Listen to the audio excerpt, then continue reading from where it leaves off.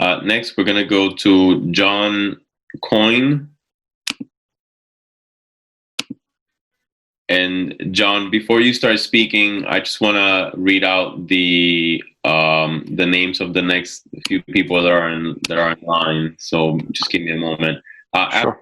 After John, we're going to go to Catherine Knox, then Emily Connelly, Iris Diaz, and then the screen name says Jillian 444.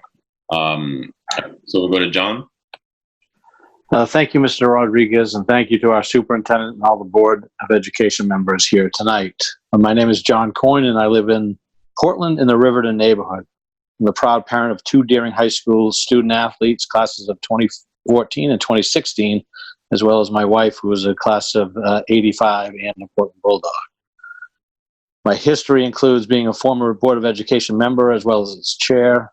And I also served as a city councilor with the serving District 5. My day work brings me to the Maine Department of Corrections, and I work within the Juvenile Field Services Division. I'm speaking at this point of the meeting in support of the current amendment brought forward by Member Thompson. I believe that a planned approach to do research within our own district and have a thoughtful approach is the correct vision to have. Take time to get it right. If at the end of the work these positions are eliminated, then so be it. But there will have been a process in place, and folks will feel a bit better about it. The Cutler Institute study may recommend that SRO positions should be removed from schools nationally and in the city of Portland. It doesn't say to pivot after the positions were part of a budget, and that budget was submitted and testified to by the people of Portland.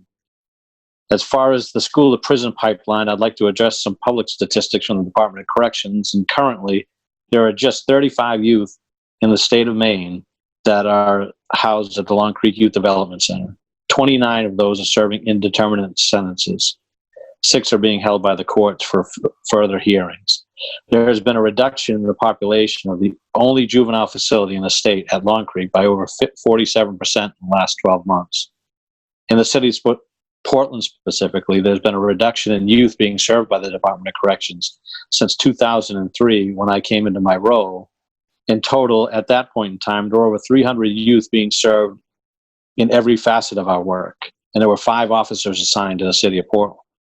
Currently, there are only 2 officers assigned, and there are less than 50 youth involved in the juvenile justice system in the city of Portland, only 5 of whom have been adjudicated or are currently being supervised under conditions of probation.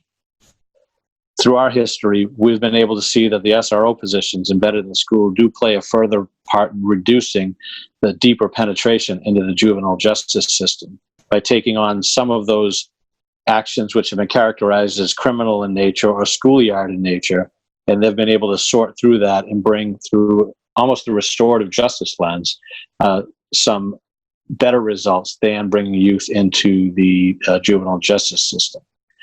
And that's all I have for tonight. Thank you very much. I appreciate it. Thank you, John. Next, we're going to go to Catherine Knox.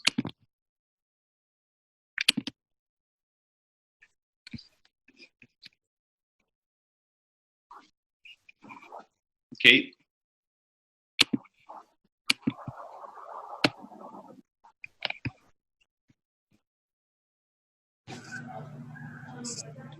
Are you able to hear me, Chair? Yes, now we can. Apologies, my earphones have died. It's a late hour. Thank you. Listening to everyone's comments tonight, I appreciate the dialogue. I'm finding it hard to gather my thoughts coherently. This is hard, and for most of us, including me, this is just intensely personal, which makes it challenging to have a conversation about pros and cons. I have deep respect for Ms. Thompson and for Ashley and for the other students whose name I didn't write down fast enough, who've worked hard on this resolution. I appreciate their efforts. I commend them. Truly, even if I profoundly disagree with what they're putting forward. And many people have spoken tonight, so maybe it makes sense for me to just highlight a few things that I want to lift up. And first, for me personally, police officers have no place in our schools, none, period. One speaker asked the question, do you feel comfortable with a police officer? And my answer, and the answer for me and my children, is no, not at all. I don't trust police to interface with my children. Our experience to date with Portland police are concerning, and I have no reason to believe that will change in the school environment. Testifiers have described this discussion in many ways as a minority group speaking out, or that parents aren't paying attention, or that people are not engaged. And to that I say with respect, are you kidding me? I mean, in this moment, in this time, if people aren't paying attention, they aren't going to pay attention. This isn't about individual officers. I do not know the two SROs at the high schools, and I give them all the credit in the world from what the students have said about that. But it isn't about individual officers. It isn't about more information. It isn't about more time. It's about delay and discomfort, and prioritizing that white discomfort over what our communities of color are screaming out loud. We are afraid, and we do not want SROs in school. And all of the arguments you've heard on this resolution, in my opinion, are a distraction to the fundamental issue that we must reckon with our systemic racism. We must own it. This is not the only step, but it's a clear step. It's a first step. Right. So as a parent, please listen.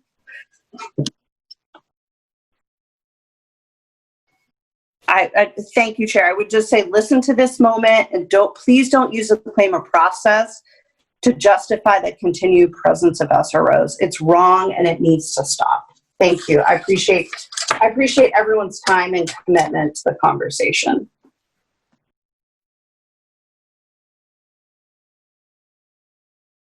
I'm sorry, I was muted. We're going to go to Emily Connelly next. Hi, my name is Emily Connelly. I live at 33 Caldwell Street. I use she, hers pronouns. I have 2 children, one of whom attends Longfellow. I do not support this proposed amendment, which may have been written to guide the board and the schools to study the roles of SROs over the next year. Actually, seems to show a lot of support specifically for SROs. It doesn't acknowledge the demands of the Black Lives Matter movement in any significant fashion, and does not center the needs of Black students and community members, which is what is needed right now. Having student resource officers at schools means that students are being policed. Students are being treated as potential criminals and punished. Is this the best way for students to be learning? Do we need to be dumping money into policing instead of supporting students in their learning? This resolution said that SROs are tools in part to give students a chance to have a positive relationship and develop trust with police officers. But why should they be taught to trust the police when we have data that show that policing is in fact biased against Black people overwhelmingly? A large part of why we're having this conversation is because of police violence against Black people, documented violence that leads to death. Do we want to have Black students or undocumented students or disabled students coming to school worried about the potential for violent or biased interactions with the police? I know I don't feel safe with police officers. I did not as a teenage girl, based on my interactions I had with them when I was younger. And I wouldn't feel comfortable having a police presence in a school my children are attending. Even if the 2 police officers in Portland high schools are well-liked, their role is policing the behavior of students. They can escalate situations which do not need to be addressed with law enforcement. They could make a mistake that could lead to drastic impacts on the lives of students. Getting SROs is only the first step, which I think we can all acknowledge. Students need support, but not from police. We need to build community-led accountability processes that are racially aware, and we need trauma-informed resources and care for students. Rather than pouring funds into policing students, we should be finding ways to support them. Thank you. Thank you, Emily. I'm going to, before we go to the next person, I just want to pause and just once again, just because we have a long list of people waiting, just remind us that we're taking, and no one, and I'm not saying this not because anyone has not followed this, but again, I just want to reiterate it every once in a while, that we are taking public comment on the amendment on the floor. After we finish with comment on this amendment, the board will finish the discussion and vote on the amendment, which will then take us to the main motion. And then we'll finish that process with also a public comment and then board discussion. So as our public comment process says, in the interest of taking good or making good use of our time, if we find that the points that you're trying to raise have already been made, we would appreciate not having repetitious comments. But again, I don't want to discourage anyone from participating, but again, just reiterating our public comment policies or process. So having said that, we'll go to Iris Diaz or Iris Diaz. Hello, can you hear me? Yes, we can. Okay, my name is Iris Diaz. I'm a student at Portland High School, and I just want to say that I hope your decision just don't be by Black Lives Matter. I know Officer Venice is the kindest man I have ever met. I know how Black people feel with all this happen, but I know Black people or I Hispanic and I don't feel discriminated by police. I don't feel like scared by police. I feel safety when there's a police around, and I just want to be like at the schools that is safety with a police or something like that. I know some people think that a police doesn't do anything, but I think a lot of students feel safety when a police is around the school and things like that. I feel safety. I don't feel scared. And Officer Venice is oh my God, he's so kindness. I know he in the mornings when we go to school, he's in the door, saying hi to everyone. That's, oh my God, I feel so happy when he's around. I just want to say that. Thank you. Thank you, Iris. Next, we're going to go to Jillian 444. Hi, can you hear me? Yes, we can. If you can give us your name and address, please. My name is Jillian Goldman, 38 Sawyer Street, she, her. I am a 2017 alum from Deering, and I actually went to Portland as well. I am speaking out against this amendment. I believe that the use of police in education is wrong. I don't believe that police that they don't belong in education. It's not necessary for safety for children, and it impacts the children enough that they are not only that they are basically scared to walk into school, which is not what education is for, not what schools are for. I heard people saying that we just need to take the time to figure it out, but that's just like a delaying tactic. And to say that this could be the beginning of good interactions with police for children, is minimizing the bigger problem that they face every day as people of color. So to show that their voices matter to you and to the board and to everybody, you should stand with the students who are scared and intimidated by the police presence in schools, And to minimize the prison to school pipeline, I heard a couple people speaking on it. I think that it is crazy because the statistics of whether or not Deering and Portland kids are in Long Creek right now does not negate the amount of kids who have been sent there and are sent there on the regular. And the numbers going down are likely because they're working to move the kids to Mountain View and close Long Creek after a kid was actually killed himself on 24/7 suicide watch. And a lot of the COs were accused of serious misconduct. Another reason that people would be scared of the police, not happy with it being like as close to them as it is in schools. And to say that a lot of the people speaking on it must not know the school resource officers. I've met two. I've met one at Portland who doesn't work there anymore, and I have met Officer Black.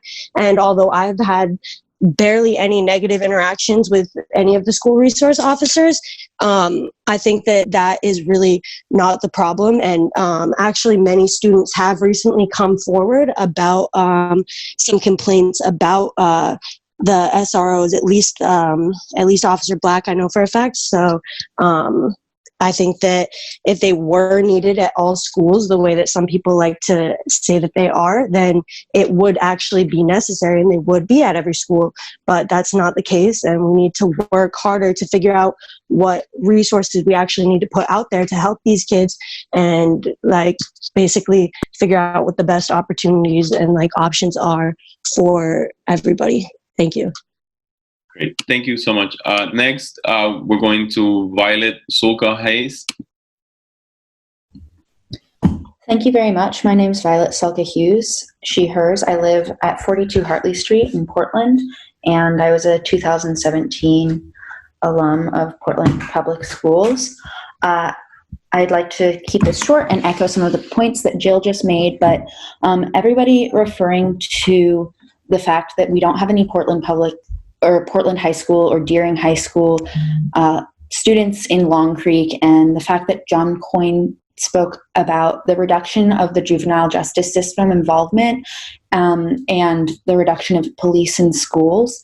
I just want to say that there are other ways that policing affects students that go beyond incarceration, and that can mean things such as deportation, like Julia from ILOP said, along with surveillance and control and criminalization of behaviors that are most often viewed as quote-unquote behavioral issues, such as tardiness, disrespect, and disruption, which are very often racialized.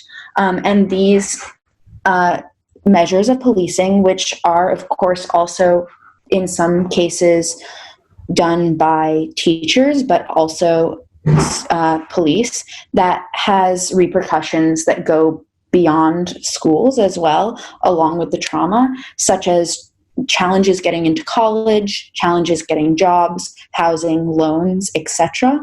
And then just speaking to the fact that this resolution is suggesting that we need more time to figure out a concrete plan, I strongly push against that. I think that even with the passing of the other resolution in which school resource officers are immediately removed, of course, the Board of Education and these institutions need to work to create plans and need to always be working. The fact that student resource or school resource officers are often seen as resources in place of school counselors, social workers, and psychologists is part of the issue.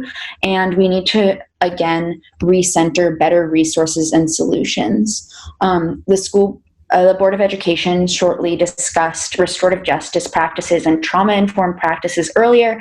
And when talking about those things, we need to also remember that these have to be student-led and student-centered, and recognize other layers of trauma besides individual and interpersonal, but like the trauma of history, legacy, and structure, and systems and institutions that go beyond these day-to-day events. Those need to be centered along with student voices when we think about going forward, and that needs to happen with or without student resource officers. I think it's a fallacy to think that. Just need you to wrap it up. Sorry. Thank you. Yeah, that we need to stay put in order to create a plan, but we need to actually move forward and create a plan while taking immediate action. Thank you. Thank you, Violet. Next, we're going to go to Ella Anderson.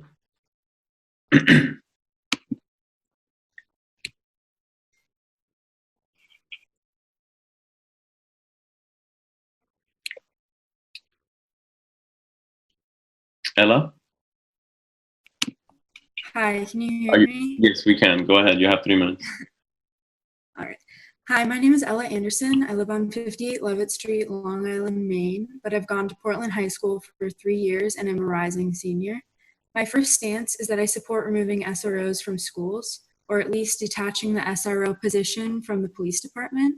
The role should be a student resource officer, not a police officer. I do, however, believe there needs to be a more concrete plan for how our schools will fill the roles of SROs if or when they are no longer in our schools. It's clear that there are people who want SROs and people who don't. There needs to be a compromise and further dialogue. I have had a lot of conversations about this topic in the last few weeks. Many PHS students say, but Mr. Bennis is a good guy. And I agree. But it's not about him, it's about the system. And schools should be separated from the police system to create a safer environment for students of color and Black students. To add, the stats presented about what the student body's beliefs are regarding whether they feel safe with SROs is not accurate. I know this because I have seen the direct results of that survey. The number of students who answered do not provide a majority of the student body, which proves there needs to be further research and input from students. Which is why I support continuing the process. I just hope that this does not become a way to push the issue away. The work needs to be put in so that every student can feel safe in our schools. As I said at the last meeting, I want to urge leaders to listen to students of color, specifically Black students, to ensure that they are heard in this conversation. Thank you. Good night.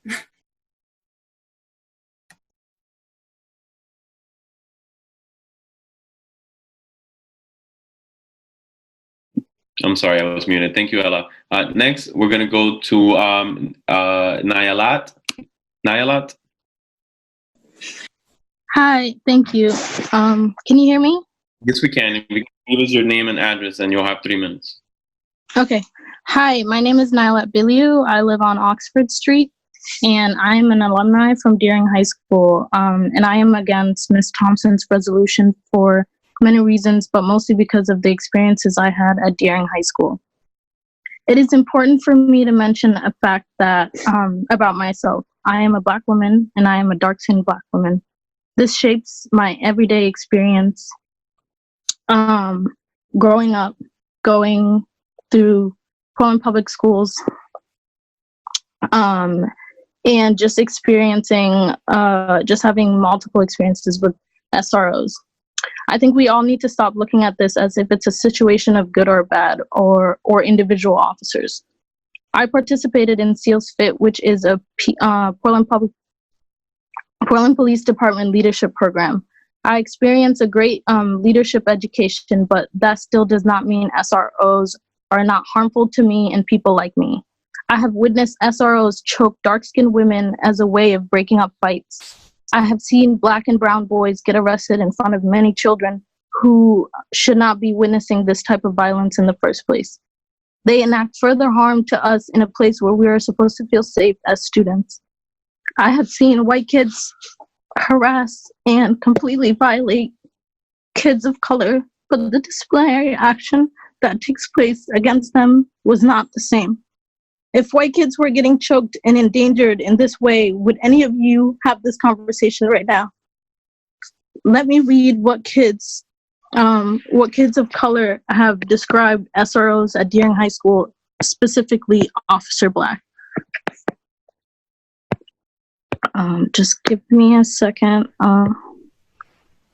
Officer Black told a female student in front of me and other students. Mr. Roberto, we're going to stop that.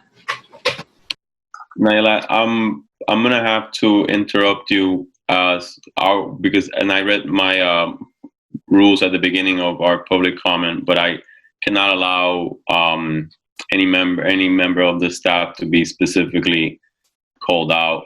That's fine. That's fine. You can keep it moving. You go ahead. You still have 45 seconds, Nyla. Okay. Well, thanks for interrupting me. But yeah, like, honestly, this is not about the majority. This is not about the white people in this community. This is about the Black students that are constantly getting harmed by these people every day. And I don't care if you're a light-skinned girl that thinks, oh, these people are cool because I have a great relationship with them. No, this is about the people that are literally getting choked in the hallways by people that are supposed to be there for them, people that are supposed to be creating a safe space for them. This, like, trying to figure out the little nits and bits, trying to put your little racist systems into this. No, like, this is not, like, these people need to get out of this space. This is a space for us to learn, not to be constantly harassed. And that's what I wanted to say. Thank you. Thank you, Nyla. The next person, what I have is a phone number on the screen. It's at 254-594-0766. You can give us your name and address. Hi, my name's Olivia Brewer, and I live on 5 Pine Log Drive. I attend Portland High School, and I feel that we should have an SRRs. I feel safer with Officer Bennis and Officer Black in Portland High School. They are caring and listen to students. They answer questions for students that students have, and they are there for all students. We had a bomb threat earlier this year. Officer Bennis was the first to be in the room where the bomb could have been. I want our SRRs in my school. Please listen to the students' voices that will be affected by this resolution. They make students feel safe, and they're there to help and protect us. They belong in our school. Please take the time to understand where we as students are coming from. Thank you for your time. Thank you. Next, we're going to go to Eva.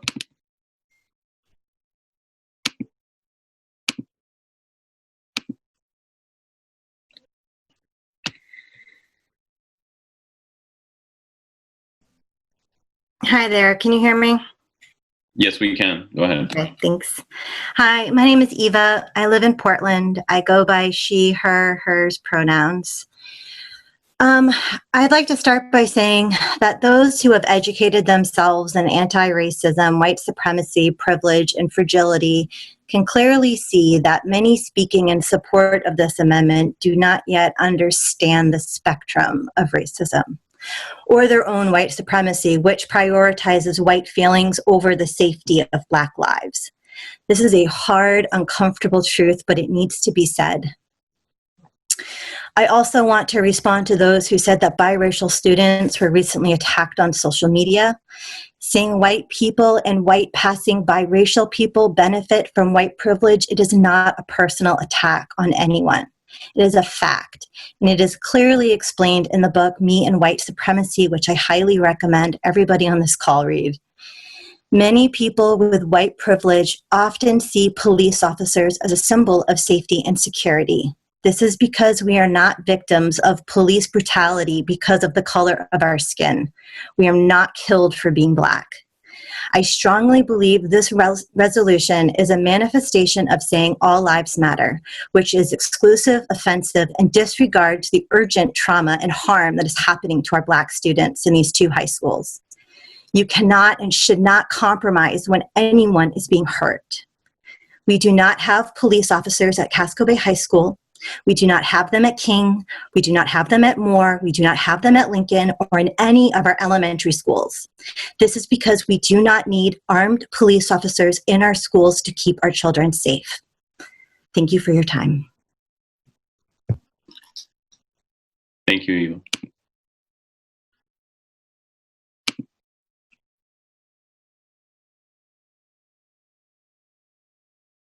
Next, I'm going to go to Christian Milneal.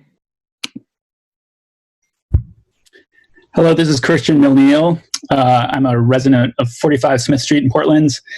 I have a daughter in the Portland school system, and I have a younger daughter who will be in the system soon, in a few years. I urge you to reject Board Member Thompson's resolution. We're in the midst of a national emergency as we reckon with police brutality and all the traumas that policing inflicts on the poor and on communities of color. And I acknowledge that this reckoning feels scary to white people, but it is nevertheless still an emergency, and an emergency demands urgent action from our elected officials, not wishy-washy delays. I appreciate the people who have spoken up with examples of how our current SROs have had some positive interactions with some students. But what I'd ask them is, what value does the police uniform, their handcuffs, and their implicit threats of incarceration bring to those interactions?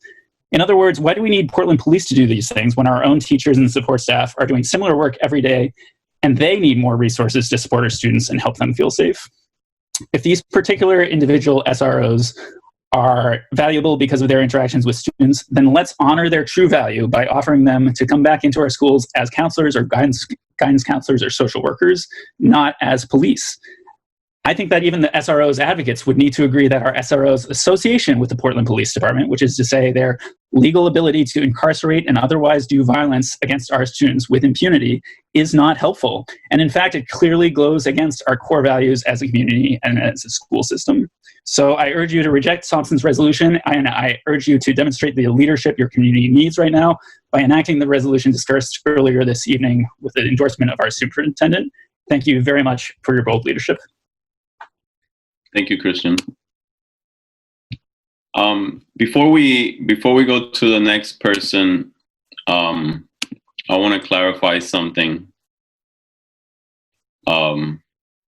First of all, before I do that, actually, our previous speaker, Nyla, and apologize, I'm not able to chat with you directly. I'm gonna ask if you're comfortable with this, to please contact myself or the superintendent, and I want to address what you were sharing with us. I also want, as we move forward, I'm having a hard time here with some of the interpretation of our public comment process. I think it's a little bit confusing for me to allow names to be spoken when the comments are positive, but for people to jump up when the comments are negative. I think that we need to be willing to, I mean, what we're hearing when we hear the negative is wrapped in trauma. And I felt very uncomfortable cutting off someone that was very courageously speaking to try to help us understand some of that trauma. And I don't feel good about the way I did it, because I cared more about the process than I did about that individual. And so moving forward, I think we need to have an opportunity, we need to give people the opportunity to speak whatever they want to. I'll remind, however, the members of the public that we don't want to use this space as a way to attack other people. I want us to feel comfortable sharing our experiences and our thoughts. But I want us to find that middle ground where we can do that in a way that is not disruptive. And I know that that's not an easy thing to achieve, but I'll leave it at that. So I'm going to go to... Chair, since I interrupted as well, I'll interrupt you for a second. I just want to be careful with what you said. I mean, I completely hear you and understand. I just want to be careful when we start making allegations that are unfounded. We have our superintendent and our lawyers telling us to not talk about unfounded right now, and we certainly, to your point, take it very seriously, and they should go through the proper channels, but this is not the place to talk about allegations. And I don't know if the superintendent has anything to weigh in on that, but we've been specifically told for us to stay clear of that.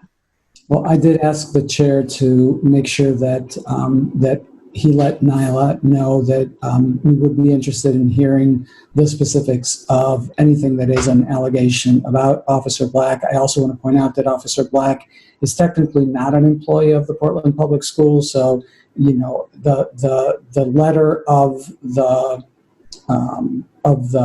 guidance that we provide is allegations against school staff.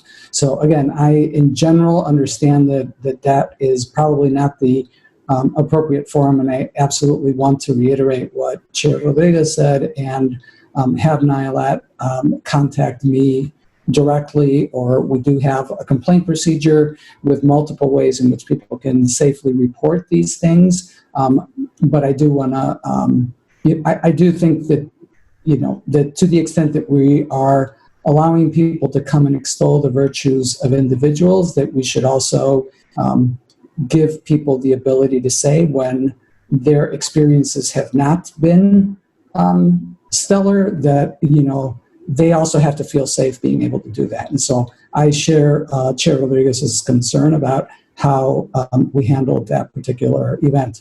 And I don't have a great answer that will solve all of our problems with this, but I do think that we need to give people the ability to say what their experience is, whether it's good or whether it's bad. And okay, I'm gonna move us along. Next, we have Fiona Larsen.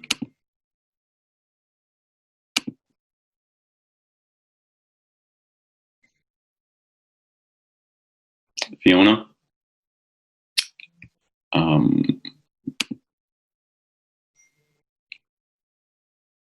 Wait, Fiona, we cannot hear you. Okay, now you're unmuted. You can start now. Sorry. Oh, I'm sorry, Fiona, we cannot hear you.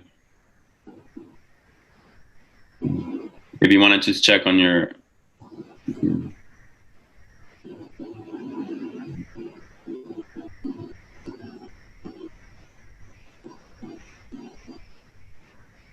Fiona, stay right there. Don't go away. Let me go to the next person and see if your mic can be turned on over there. Okay, so just hang in there. This has happened before, and usually after a few moments we'll figure it out. So let me go to Haley Viruso, and then hopefully Fiona can figure out the microphone issue. Haley? Hi there, can you hear me? Yes, we can. Go for it. Hi, this is Haley Viruso. I live at 60 Cypress Street in Portland. I'm a clinical social worker in our community. I'm a mother of a future Portland Public School student and the wife of a public school educator. I am speaking out against Ms. Thompson's resolution. When systems of power and oppression are perpetuated within our public school system, and there's a presumption of criminality of our community's youth through the presence of an SRO, we must act intentionally and we must act swiftly. We need to commit ourselves to building resiliency within our school community and foster critical thinking within Portland's youth. The presence of an SRO does not leave room for dialogue. Our community is already resourced with community and youth-led initiatives prepared to offer support and who have already been ingrained within the public school system to ensure that restorative practice permeates school culture. Portland Public Schools states that they are committed to trauma-informed practices. Creating a time of limbo and uncertainty is misaligned with this value. Police does not equate to safety. Communities that are appropriately resourced equate safety. Safety is not a stagnant state, and safety is not achieved by a police presence within a school. I urge you to move forward with the removal of SROs from Portland Public Schools in a timely manner. Thank you so much for your time tonight. Thank you, Haley. Next, we're gonna, where are we at? Fiona, are we able to hear you now? Can you try?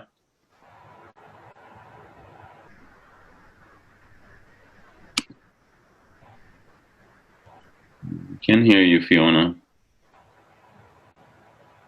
Fiona, if we're not able to hear you, if we're not able to figure out your microphone, if you have something written that you want to send email to us, one of us can read it for you, since you did sit in that queue for quite some time. So I'm going to leave you where you are right now and hopefully figure it out. But if you contact us, we can, like I said, read your comments if you have them written down. We're going to go next to Heather Davis.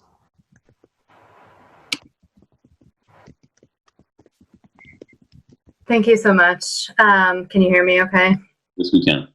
Okay. My name is Heather Davis. I live at 59 Irving Street in Portland.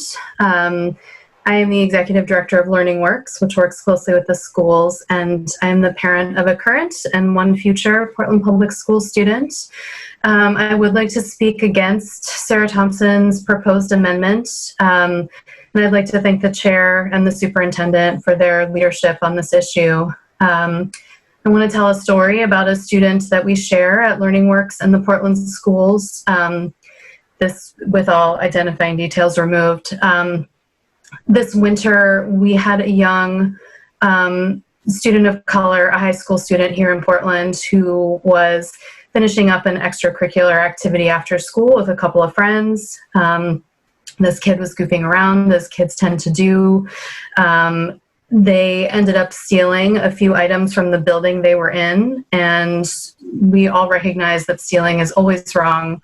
However, the items were not of great value, and this student is a pretty typical kid who made a pretty common mistake, and he was caught in the act. And at this point, this youthful indiscretion by this one young student of color could have gone two different ways. And one of the ways starts with a school resource officer who creates a police report, which results in a summons to appear in court, and then creates a permanent record that can follow that student until age 18 or beyond, limiting that student's opportunities for employment and more. If this student had parents with limited English proficiency, the problem is even worse. So for students who are a part of our immigrant community, if their parents can't read the summons in their mailbox and don't know their child has been issued a summons and is supposed to meet with an officer or appear in court, those appointments are missed, a warrant is issued, and the potential for life-changing arrest and incarceration is then created. What actually happened with this student is that the student's assistant principal called Learning Works and asked if we could create an alternative to pressing charges or suspension. We arranged for the student to do 20 hours of participation in our service works program. We met with the student and his family. He had a caring adult mentor from our team who helped him reflect on his behavior and write an apology letter. We worked on looking at past choices and planning for the future. We taught him to grow seedlings and start a garden for his family, and he stayed engaged in schoolwork and out of trouble. When he's done with our program, we'll move on, and it's unlikely that he'll repeat his mistakes. Over 90% of our students in this program don't reoffend. And with all due respect to the caring and well-intentioned individuals that make up our police force and work as SROs in Portland, our country's criminal justice system is tied to our nation's history of racism and violence against people of color. It disproportionately involves students of color, and involving students in that system when they're in trouble is one of the worst things we can do in our community. There's a continuum of discipline in the schools, and police intervention is a sledgehammer. The presence of SROs is an overcorrection to this problem, and I would urge the district to look at investing their precious resources into social workers, support staff, more teachers, and diversion programs like Maine Youth Court, the Restorative Justice Institute, and Learning Works. Our schools can't be a passive witness to the school to prison. Your time's up. I need you to close it. Thanks. I'll close by saying I urge you to vote in favor of terminating the district's MOU and removing school resource officers immediately. Thank you. Thank you. Next, we're going to go to Nyla Weesa. Thank you, Chair Rodriguez. Can you hear me? Yes, we can. Okay, my name is Nyla Weesa. I live at 106 Boothby Ave in South Portland. I work for the Portland Public Schools, and I have a child entering 9th grade in September in the Portland Public Schools. I would like to comment on this new amendment that absolutely equates safety with an SRO. I'm opposed to this amendment. We've heard from many stakeholders, students, teachers, policymakers, parents. We have data. We do not need more time, no more conversation. What we need to do is reimagine what safety looks like and not simply endorse law enforcement as a symbol of safety in our school hallways. Our children's schools are not a place for a police presence. So I have a lot riding on the school culture, the teachers in the school, and the administration to teach our children in real time about how to counter acts of hate speech and threats with nonviolence, and how to create a safe and better world for everyone. An armed police officer, even in plain clothing, a concealed weapon, is the antithesis of a de-escalating, bridge-building approach. Law enforcement in our schools is not good educational policy, nor does it promote safety. So how are we going to meet the needs of our students? I have a few ideas. Let's start by teaching and promoting safety in our schools by actively building relationships and making connections with our students and families. It's the most powerful tool we possess. Safety is creative peer and youth group counseling and support, restorative circles, anchoring ourselves in the community outside of the school walls, identifying and collaborating with community liaisons and leaders, knowing our families and our families knowing us, a more robust BIPOC teaching staff, trauma-informed decision-making when disciplining, and curriculum that reflects lived experiences of historically oppressed people. We can ensure school safety without relying on school-based law enforcement officers. It is incumbent upon each and every one of us who works in the schools, from cafeteria workers, bus drivers, teachers, custodians, secretaries, social workers, everyone, to commit to building safety in our school community. That requires us to examine our racism, biases, and lack of understanding of Black and Brown experiences. It is time for us to listen, learn, and do the work to create true lasting safety. And finally, to the last speaker's point, Heather, if we're going to move forward with SROs and increase the risk of funneling our students into the criminal justice system, then representation needs to be provided to our students to make sure their legal rights are not being violated. So the presence of an SRO requires the presence of a school resource lawyer. Thank you. Thank you, Nyla. Next, we're going to go to John Torsch. Hey there, can you hear me? Yes, we can. Perfect, thank you, Chair. My name is John Torsch. My pronouns are he, him. I live in Parkside, and I have been working in the Portland Public Schools for about a year now, and I'm a grad student at USM.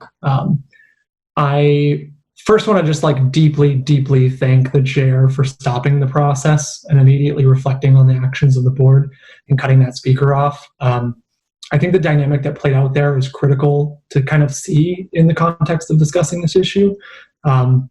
Not a single white person who talked positively about specific officers was cut off, but a white board member, and notably the one proposing that we delay action here, was quick as could be to cut off a Black woman sharing her direct experiences that shine negatively on those officers.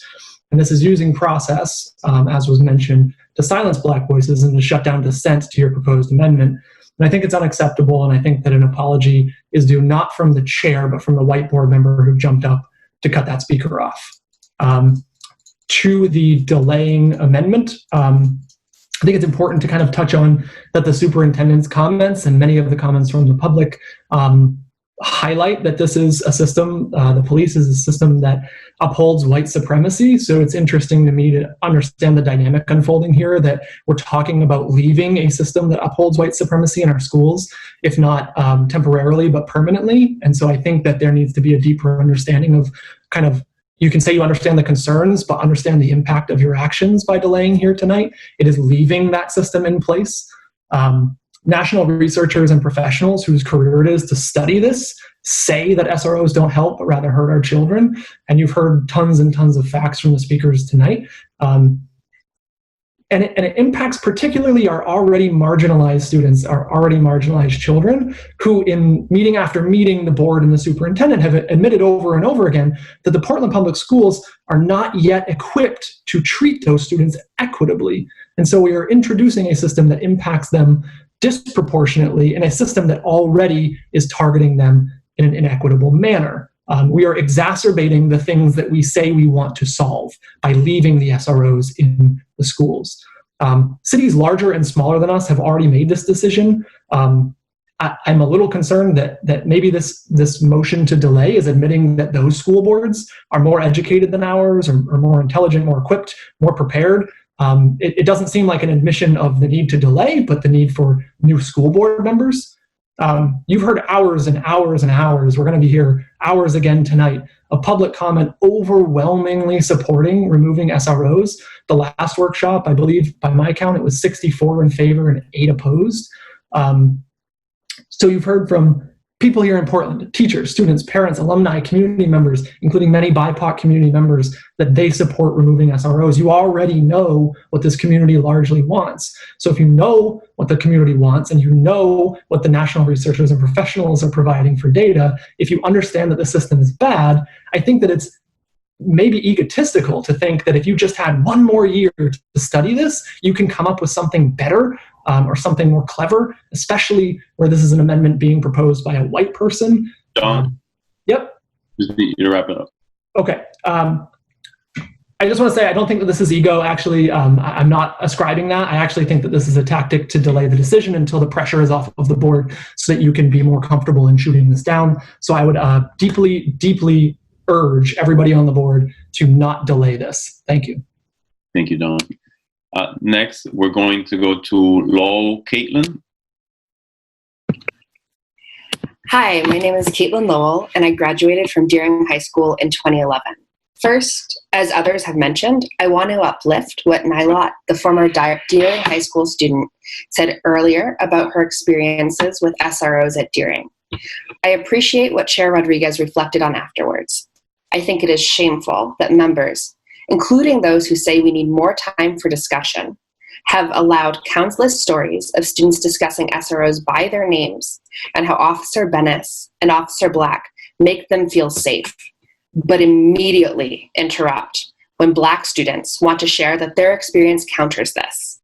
I don't know how we are supposed to have a discussion about SROs if only pro-SRO anecdotes are allowed.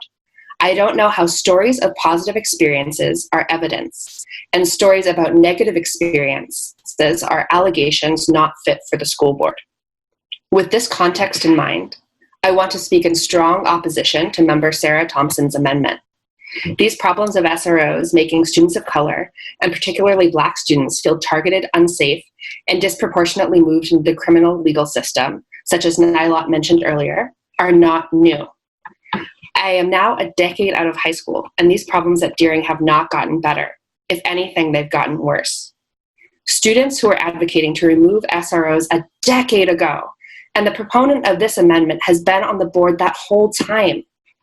I deeply do not understand why more time is needed when the school board generally, as well as specific members of this school board, have been here this entire time, since I was in middle school. I'm now 27. The only reason this discussion is happening now is that there's finally political will to prioritize Black lives over solely white comfort. There's been over a decade where this dialogue could have happened before the school board, including what police-free schools could look like. If people have chosen to not engage with this dialogue during that time, this was an intentional choice, and students of color should not be punished due to this choice.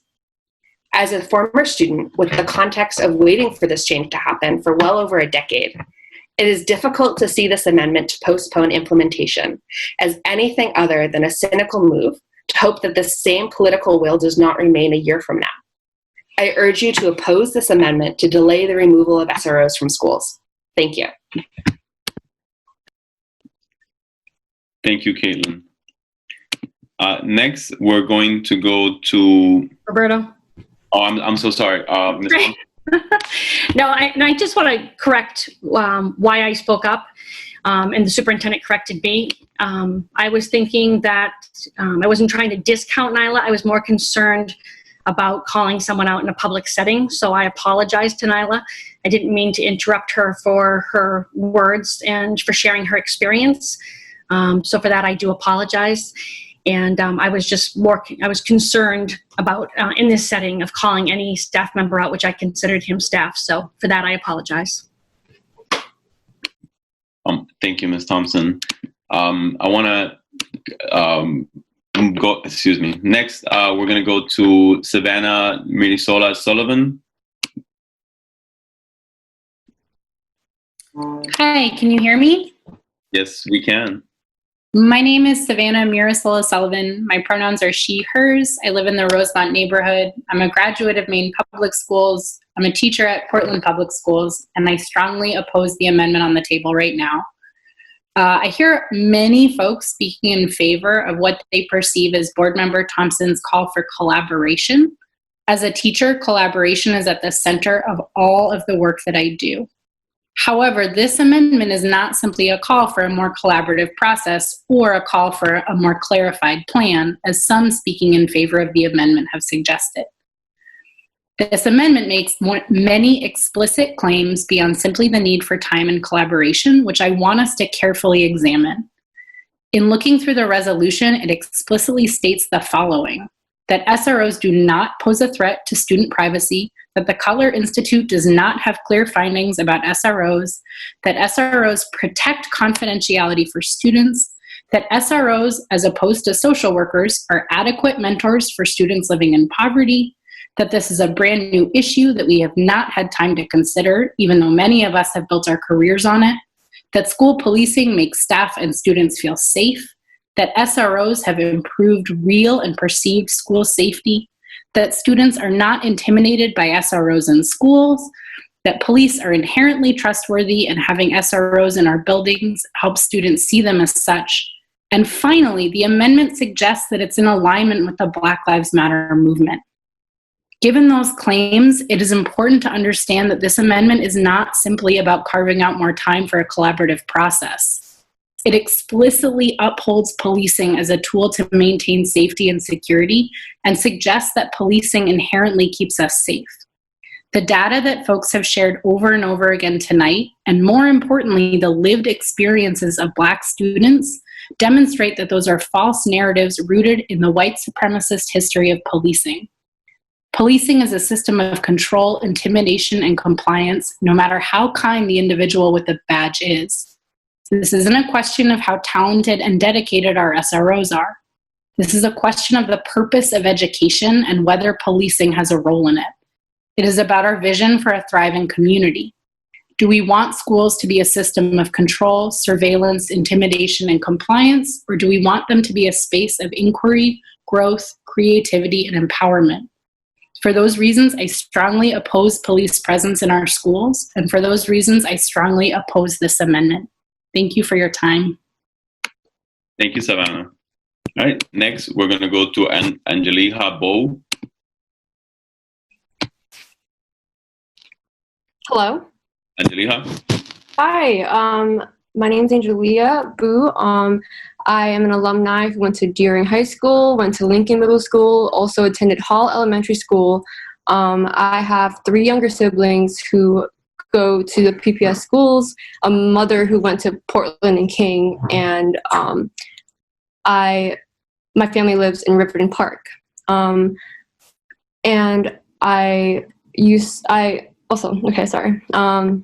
I represent Maine Youth Corps and Seeds of Peace as well. I've been a part of them. And I strongly urge you to oppose Ms. Thompson's proposed resolution. I support the removal of SROs in our schools and cutting all contracts and ties with the Portland Public Police Department. We don't need to further police our students. We need to reallocate those SRR funding towards direct, readily available social services for students. I think it's important to acknowledge that police were originally formed as tools of the state to capture runaway enslaved people and to protect white people and white property, and institutionally still works the same to this day. We can't ignore the fact that Maine's population is over 95% white, yet our juvie population is 23% Black youth. Removing SROs helps dismantle the direct link from the school to prison pipeline, and we must acknowledge that armed police presence does not foster student safety, but instead places Black and brown youth at a disproportionate risk of physical harm and mental trauma. Instead of investing money further to police our marginalized students, we need to provide the same energy towards our students' mental health and reinvesting that money towards decolonizing our education system, starting with our Eurocentricized history classes, providing financial literacy and know your rights courses. I also think it's important that just a little over a week ago, I've collected 300 stories from over 150 current students and alumni graduating back from 2005 even, and that expressed their concerns and misconduct stories about faculty members, SROs included. Majority of those people wanted to remain anonymous in fear of retaliation and harassment. That itself is telling that there is a power dynamic in the relationship between students and staff and an abuse of power by faculty that not only needs to be addressed but dismantled. We have an education system that mimics the judicial system alike in terms of allowing the oppression of Black and Indigenous people to persist. We need to act now and remove SROs now without delay, as it would be a disservice to our Black and brown youth, whose lives and livelihoods will be the ones directly affected by this. I would like to echo that it is important to not prioritize the comfort of white people over the trauma and lives of marginalized people. Sorry. I yield my time to the chair. Thank you, Angelina. Next, we're going to go to Chloe Dietrich. Hi, can you hear me okay? Yeah. Okay, my name is Chloe Dietrich. I live on Taylor Street in the West End, and my pronouns are she and hers. I'm speaking out tonight against Member Thompson's proposal. It's normal to worry about the safety of all children. However, there are many BIPOC students that are hurting now, and if a kid is hurting, we have to address their needs because of that very real harm. I had an SRO in my school growing up. I remember him as a funny and really nice guy, but I remember him more as a man with a gun in my school. If that felt scary to me as a white kid, I cannot imagine how bad it feels when you're part of a community that is disproportionately targeted by police violence. A troubling reality is that Portland schools, like all American schools, are at risk when it comes to school shootings. We are not exceptional in that way. So why does this new resolution think that we are so exceptional when it comes to research on the dangers of SROs and the school-to-prison pipeline that have been done around the country? Maine schools have the same racial inequality, if not worse, as anywhere else in the country where SROs have already been researched as harmful or ineffective at best. At the end of the day, it's not about the people, it's about police in the schools. The Portland SROs might use art and kindness to connect with many students, and that means a lot to some kids. But even if somebody is the best, most wonderful person, and I would keep in mind that we just heard from a Black student who expressed much the opposite, that doesn't change that cops in our schools are a physical representation of the criminal justice system in a space that should be the most safe for all kids. And if SROs are such an incredible presence in many children's lives or in your life, I would invite you to join me in asking them to quit their jobs and become a teacher or a counselor. I'll also just say, since we're talking about, which kids are being taken over to the juvenile justice system, that keeping kids in Long Creek, that's a crime. We shouldn't do that. And I'll yield the rest of my time. Thank you, Chloe. Next, we're going to go to Lex Jackson. Thank you. I'm Lex Jackson. I use the pronouns he or they. I live at 50 Turner Street in Portland, and I'm an employee of Portland Public Schools. I am opposed to this amendment by Board Member Thompson. This amendment asks us to wait until we can complete a study. In doing so, it appeals to the idea that maybe we don't have a problem here, or maybe it's not that bad here, or maybe we don't have that kind of racism here. Maybe we're different, maybe we're exceptional. These ideas are rooted in white fragility and work to silence the needs and demands of Black people and other Indigenous and people of color. These ideas are gaslighting, they're dismissive, they're manipulative, and they serve only to delay and obstruct the process of removing a police presence from Portland Public Schools. We know we have a problem here. We know this because students are telling us we have a problem. Staff are telling us we have a problem. Black Lives Matter Portland is telling us we have a problem. Black Lives Matter Maine is telling us that we have a problem. The nation is telling us that we have a problem. We need to interrogate the idea that police keep us safe. White people, we need to interrogate and decenter our own discomfort in this conversation. Every day that Portland Public Schools contracts with the police department is another day that we subscribe to racist ideals and participate in the oppression of our students of color, especially our Black students. Thank you. Thank you, Lex.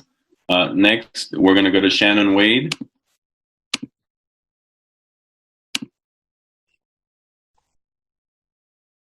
Hi, thank you. My name's Shannon Wade. I live at 174 Clark Street in Portland. I use she, her pronouns, and I am a substitute teacher for the Portland schools, and I'm speaking strongly against Member Thompson's proposal that's on the table. Like many people have already said, I am deeply concerned that this proposal gives an excuse to wait to act on the issue of SROs in schools, when actually what we need is action immediately to force us to reimagine and revision what safety in schools can look like. And also speaking specifically about Member Thompson's proposal, I have concerns about, one thing I have a concern about is the line that says, whereas SROs currently serve as mentors to students, including BIPOC students, and provide cost-effective navigation of the juvenile justice system, which is particularly valuable for those low socioeconomic students who have limited resources. To me, that reading of that line is assuming that students are going to enter the juvenile justice system, which is deeply problematic in itself. And we need to be, as educators, imagining and envisioning ways to support all students with what they need to succeed, which does not include putting them in the juvenile justice system. So thank you for your time. I strongly urge the board to vote against this proposal and vote to eliminate SROs from our schools. Thank you. Thank you, Shannon. Next, I'm going to go to Matt Bernstein.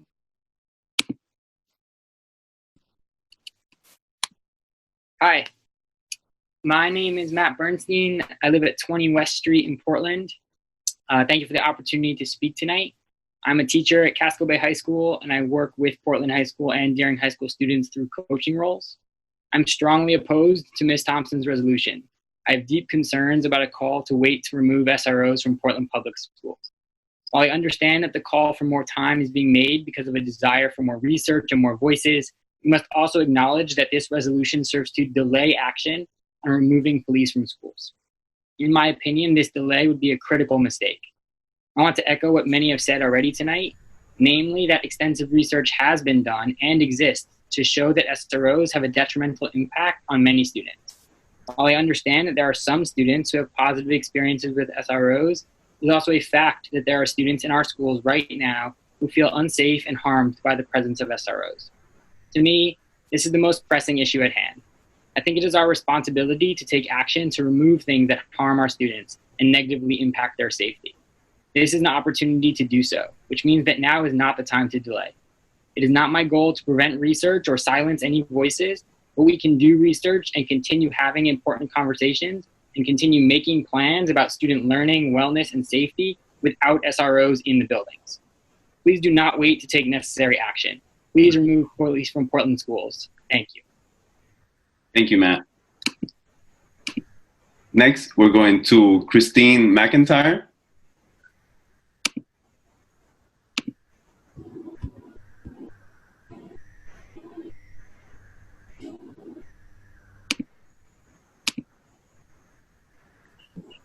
Christine? Hi, can you hear me now? Yes, you can. Okay, hi, my name's Christine McIntyre, she, her, and I'm a resident of Woodford Street here in Portland. I am opposed to Member Thompson's proposal. We cannot delay. My views are based on my experience as a disability attorney, an elementary school teacher, and as a director of advocacy for a local nonprofit that focuses on helping children who have challenging behaviors. It is the unfortunate and ugly truth that public schools and the criminal justice system, two major systems supposedly meant to educate and protect our children, are criminalizing childhood behavior with reactive and overly punitive practices.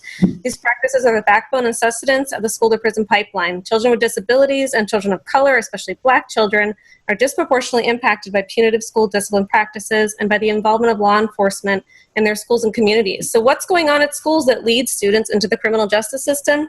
Students are struggling to meet the expectations placed upon them, and instead of schools proactively addressing the problems leading to the challenging behavior with the help of school-based mental health providers like counselors or social workers, they're turning to punitive interventions. And in too many cases, school discipline is being handed off to the ultimate purveyor of punishment, the police. School resource officers do not make schools more safe. One justification frequently used for putting police officers in schools is that they could help prevent a school shooting. We can all agree we want our schools to be safe and free from violence. The Secret Service did an extensive study in 2019 on school violence, and they found trends in school shooters. They were kids who had been bullied, kids who had been disciplined for their behavior, and kids whose behavior concerned others but was not reported. If there's a trend, that means that we can look out for warning signs and prevent a shooting from happening. The best people to catch and assess these warning signs will be the people whose lives are devoted to child development: teachers, paras, administrators, school counselors, nurses, and social workers. The school-to-prison pipeline is an intersectional issue affecting both children of color and children with disabilities. The U.S. Department of Education Office for Civil Rights data collection report from 2015 showed that Black students represented 31% of the students referred to law enforcement in the U.S. and 36% of the students arrested at school, despite making up only 15.4% of the overall student population. Deering High student population is 30% Black. Tell me, how many teachers are Black there? However, it's not only Black students who are disproportionately represented. The data also showed that students with disabilities represented 28% of those referred to law enforcement in the U.S. and 27.5% of students arrested at school, despite making up only 12.6% of the overall student population. Further, the most recent report from the Bureau of Justice Statistics to measure police interaction with youth found that 88% of the 2.1 million arrests of youth in 2005 were for low-level, non-violent offenses. So what can Portland Public Schools do differently? Proactive interventions are the most effective way to prevent challenging behaviors from arising. Investing time, attention, and resources on collaborating with students to find solutions for the expectations that they are struggling to meet, be it from school, at home, or within society, will prevent trouble from arising. Working with kids upstream to solve problems prevents challenging behaviors from arising downstream, which allows for true crisis prevention to occur. If we put our focus on what's happening with a child before they go into crisis and get into trouble, the perceived need for punishment will drastically reduce. Criminalizing childhood behavior only serves to ostracize and traumatize. It does not teach a lesson.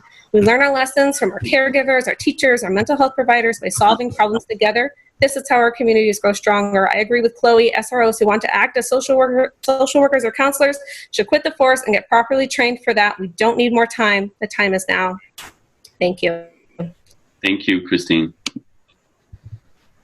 Next, we're going to go to Catherine Knox.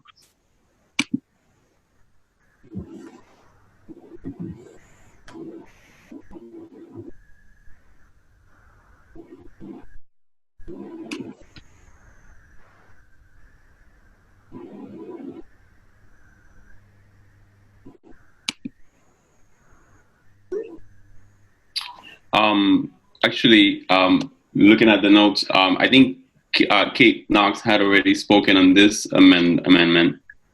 So I wonder if her hand was raised up inadvertently. I'm gonna go to the next person, Mark.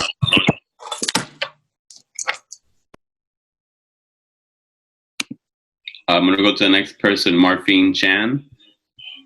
Oh, I think I lost Marfine.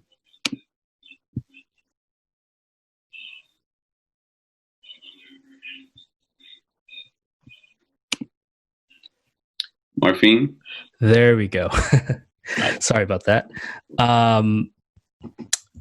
Thank you for the opportunity to speak. A lot of great comments so far. Dear Chair Rodriguez, members of the board, and Superintendent Batana. I'm here speaking in my personal capacity, but also as someone who writes and focuses on racial equity and diversity inclusion in Maine.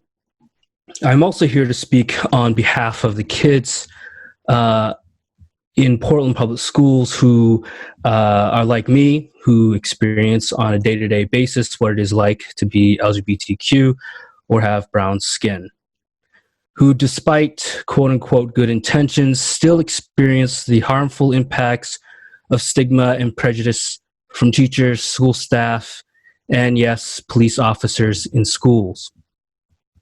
Tonight, you'll hear a lot about, and you have heard a lot about, safety and security. And I am here tonight to say, yes, I agree, our schools should be a safe and secure place for our students and children to attend.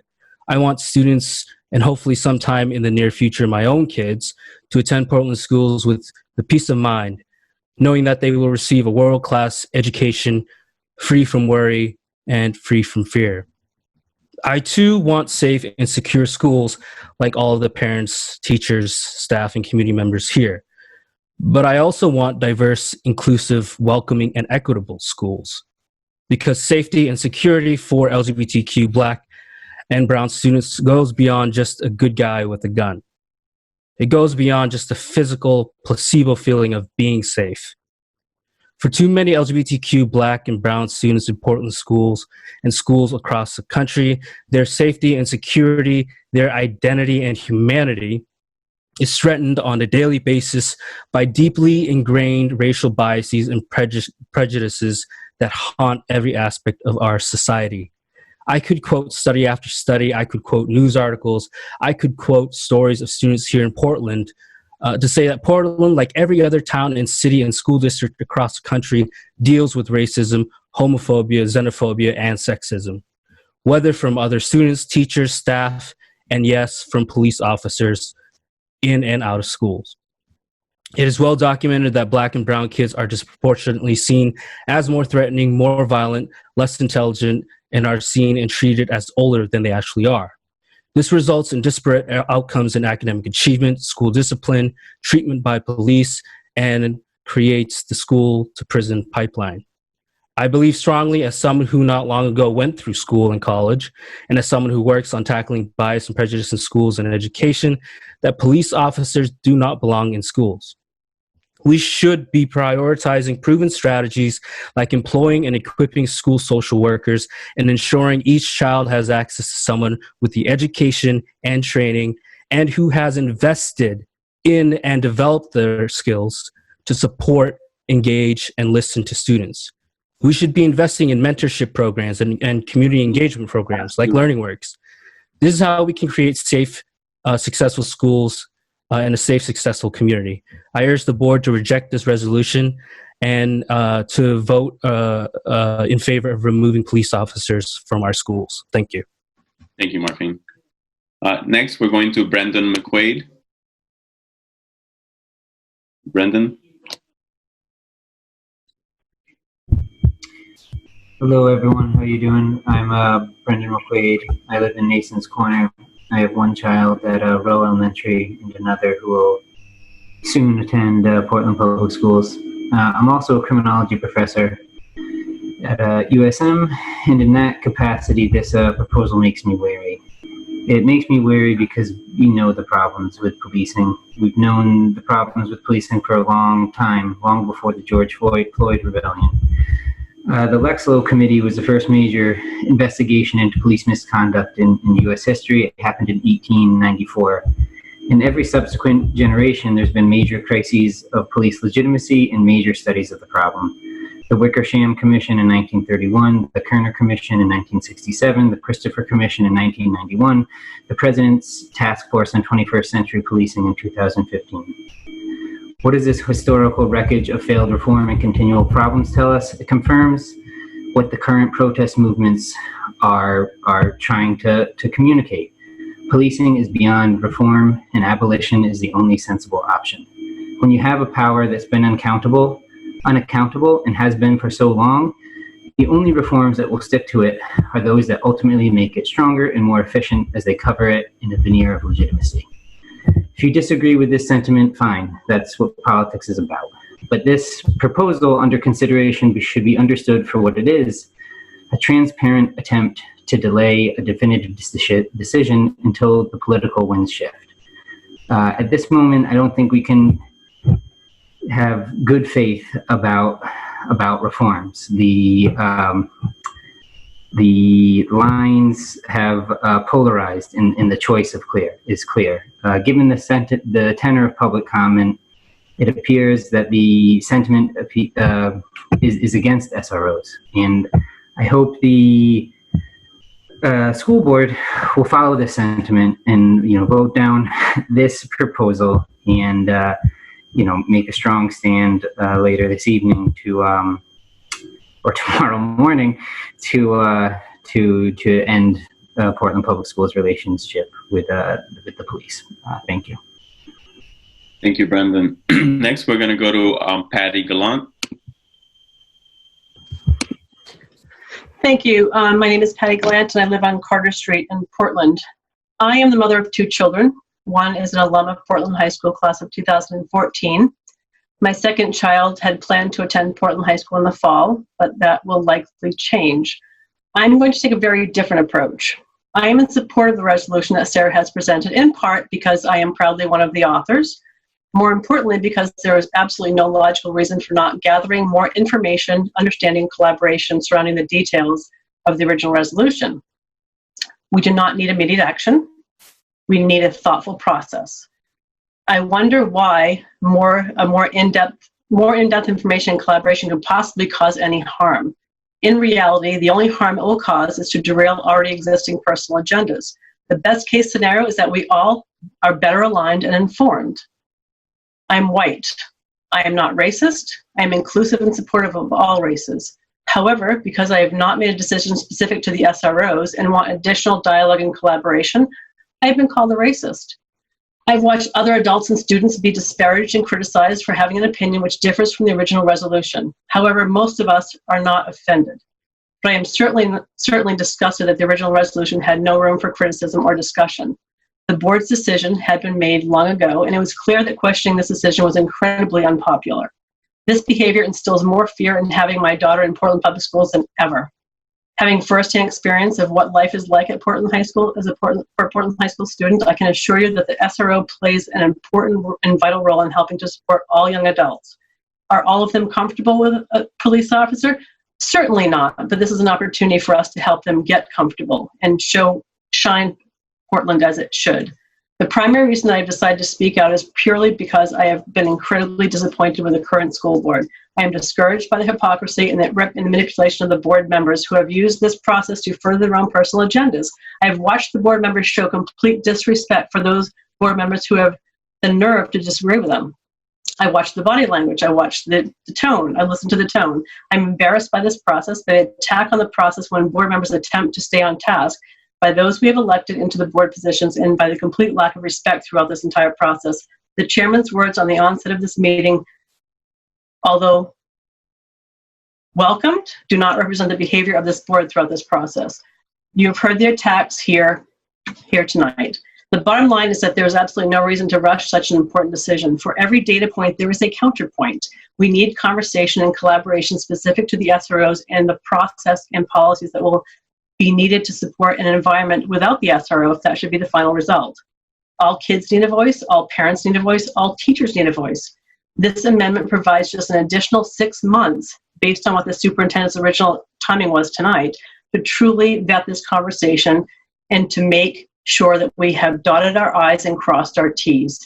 Any board member who cannot agree to invest an additional 6 months to ensure that we are all informed should perhaps revisit why they were elected.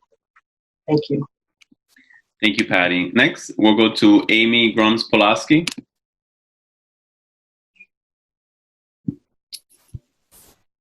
Good evening. Can you hear me? Yes, we can. Good evening. My name is Amy Grons-Pulaski. I live on Winter Street in the West End and have 2 sons in Portland Public Schools. We are all white, yet I would not feel safe with armed, uniformed police officers in the school. I urge you to reject this amendment and encourage you to support the initial resolution and the amendment suggested by the superintendent. Studies have been done, children have been impacted, and the time to act is now.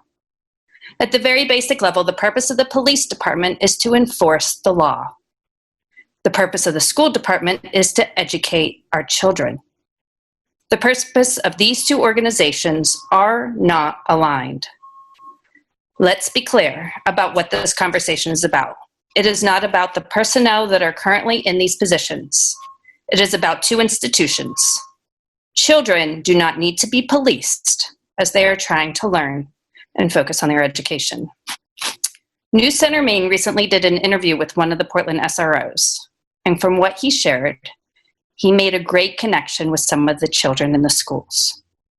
But I'd like to point out that much of the work that was highlighted as the work that he enjoyed doing the most is social work.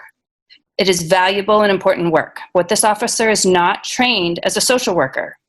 He has been trained as an officer to enforce the law. Social work is a degreed profession, and if we want this type of work done in our schools, then we should hire social work professionals who have been educated in this field and have been informed about equity and trauma-informed practices. I encourage this officer to continue to show up and be part of the lives of the children that he is connected with, because we need these type of workers and we need these positive influences in the people's lives that he is connected with. However, instead of continuing a program that has received mixed reviews and negative reviews by students and delaying action another year for yet more study, we should consider what outcomes we want to see and consider the impact of our decisions on those children now. We need to direct our valuable resources and funding to solutions to achieve those goals. I'd like to close by stating that I encourage us to listen to the stories of all our children and commend the bravery of the statement by Nyla that she shared earlier today. I support the alternative programs that are addressing undesirable behaviors by programs such as Learning Works and others that have come up with creative solutions. And we can creatively solve the issues that are before us. Let's rise to the occasion. Thank you. Thank you, Amy. Excuse me. Next, we're going to go to Audrey. Hi, can you hear me? Yes, we can. Okay. My name is Audrey Levitt. I use she, her pronouns, and I live on Edgeworth Avenue in Portland, Maine, and I'm a student in the PPS system. I would like to speak in strong opposition of this amendment. I agree with previous speakers that those who are advocating for extra research and an extension of this decision are prioritizing white discomfort over the trauma, endangerment, and lives of people of color, especially Black people. I would also like to emphasize that current endangerment, discomfort, and destruction of mental health of even a few students of color trumps anecdotal evidence about personal comfort around individual officers.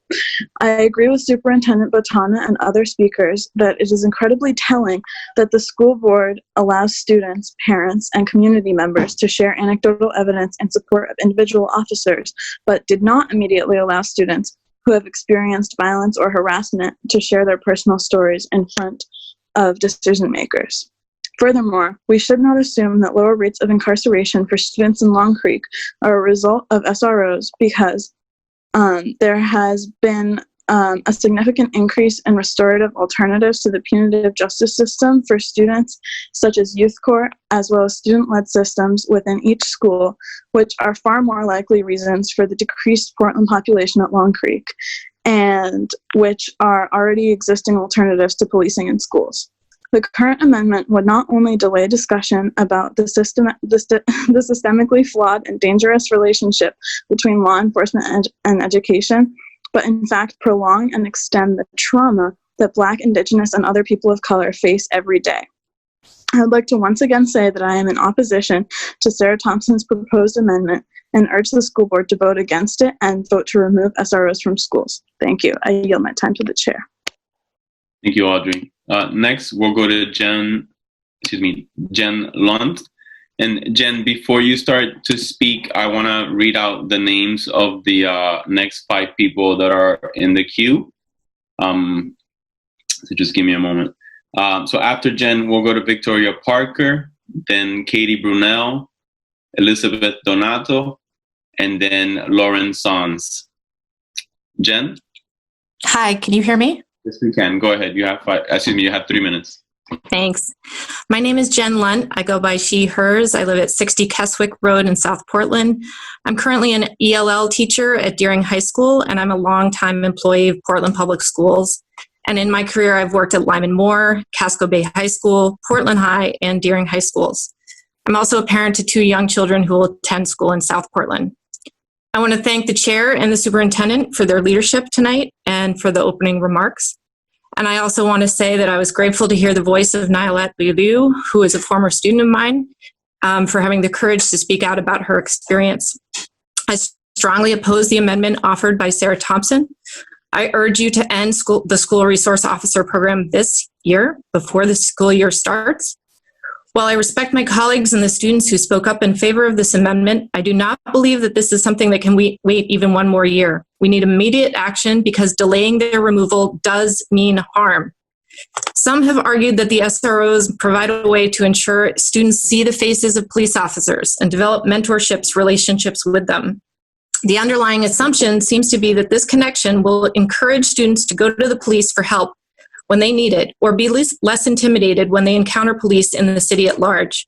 To these arguments, I ask, what do you say if there is a student who was recently released from an ICE detention center where officers in uniforms controlled their every movement?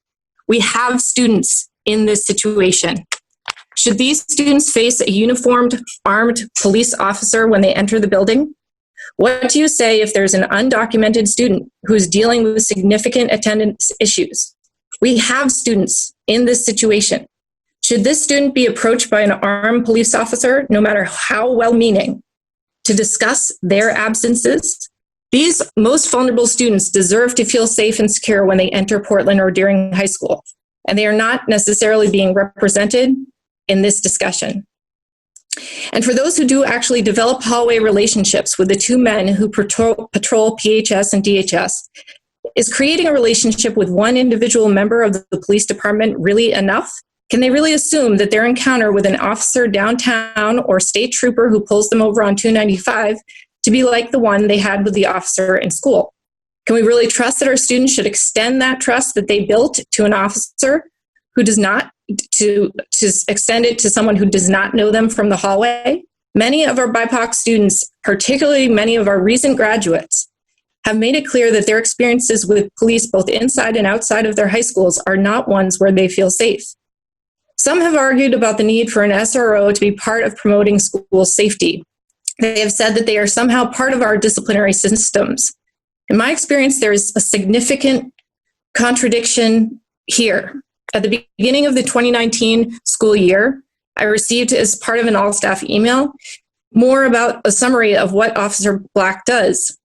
He made it clear that his role is law enforcement, and he noted that it has been made very difficult because he's unable to make arrests for tobacco, marijuana, vape products, probation violations, or any non-criminal disciplinary matters.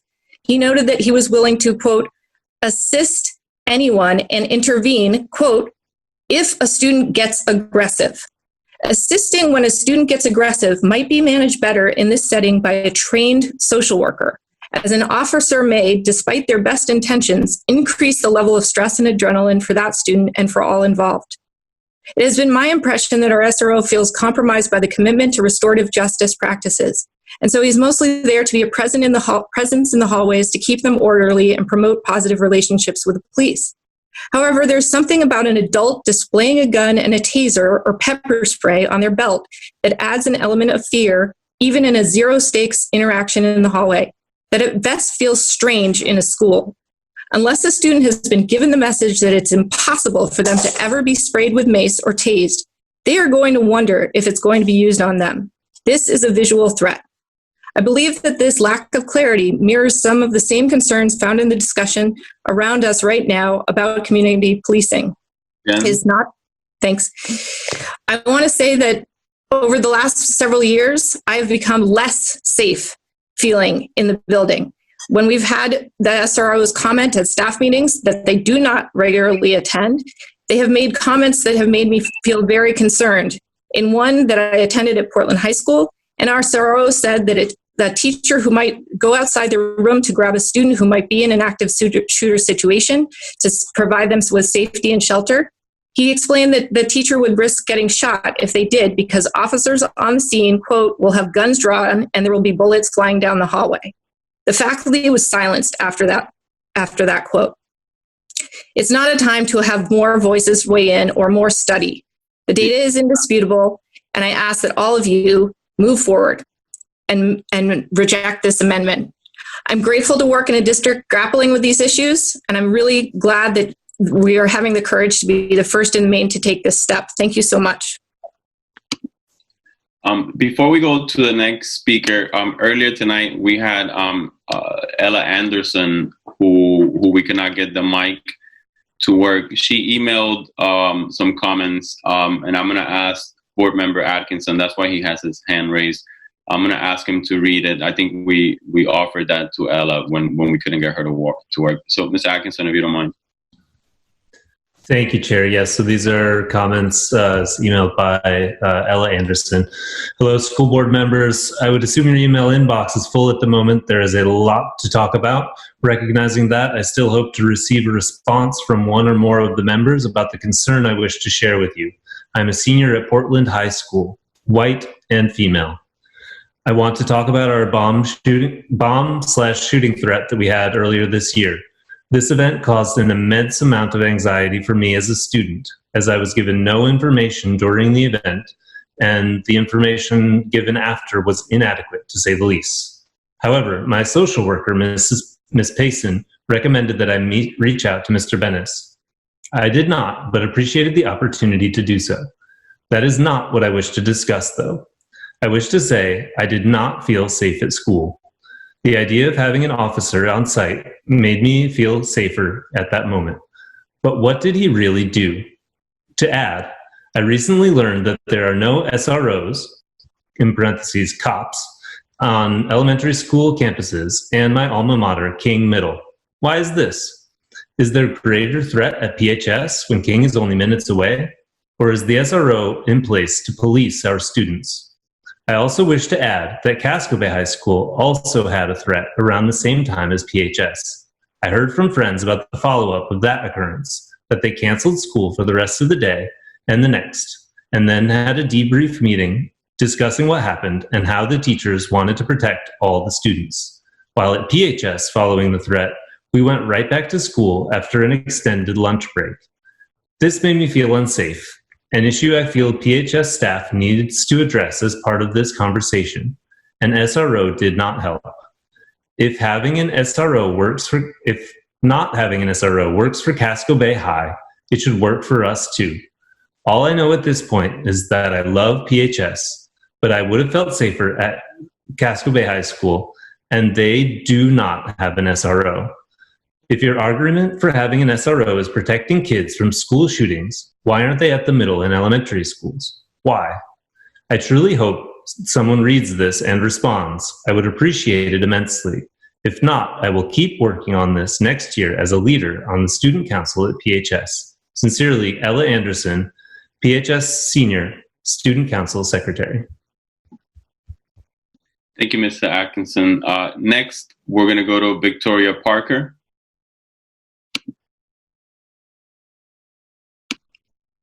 Good evening. I'm Victoria Parker. I live on Longfellow Street in Portland. First and foremost, I do not support the Sarah Thompson's resolution. I did want to add that our petition for the removal of SROs has continued to grow and gain names every single day over the past 4 weeks. But tonight I'm going to read from one of the students that signed the petition who could not be here tonight, his statement. He is a Casco Bay High School alum, 2018, Rocosio Perez. I cannot be present in the meeting during the time, but if I can share my voice, I will share my words. Police don't Police have no place in schools whatsoever. They have no place in Portland Public Schools. Current students and future students deserve to learn in a place that guarantees them utmost safety. Safety that is irrefutable and uncompromising. The inception of policing in this country was born out of violence and deeply embedded racism. Students, particularly Black and brown students, have a right to learn in a place that doesn't reinforce or create trauma. To learn in a place that doesn't instill fear. We owe that much to our children, and so much more. As students, we spend so much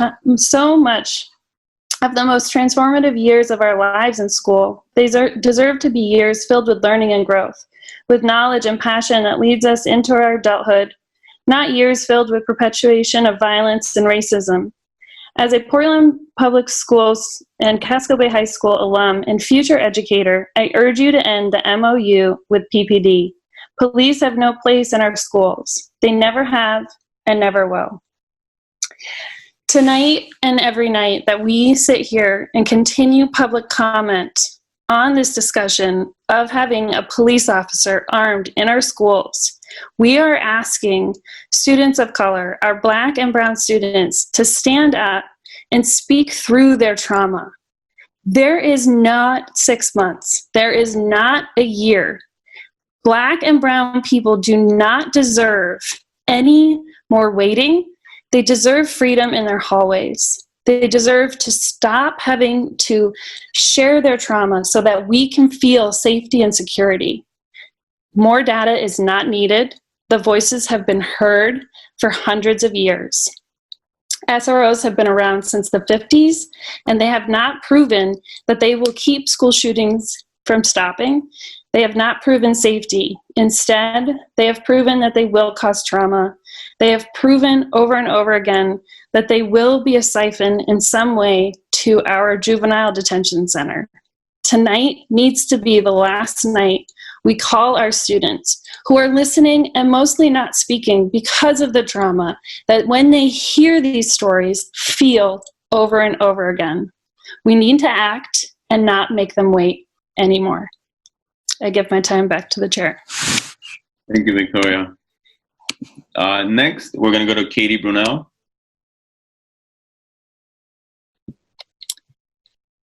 Hi, can you hear me? Yeah. Great. Okay, so first, I do not support the Sarah Thompson resolution. And second, Nyla, the speaker from earlier, I hear you, and she brought me to tears. I hear the racist microaggression of a certain white female school board member. I also hear the voices of Portland high school-aged white girls speaking out, and I know that I hear your privilege and nothing else.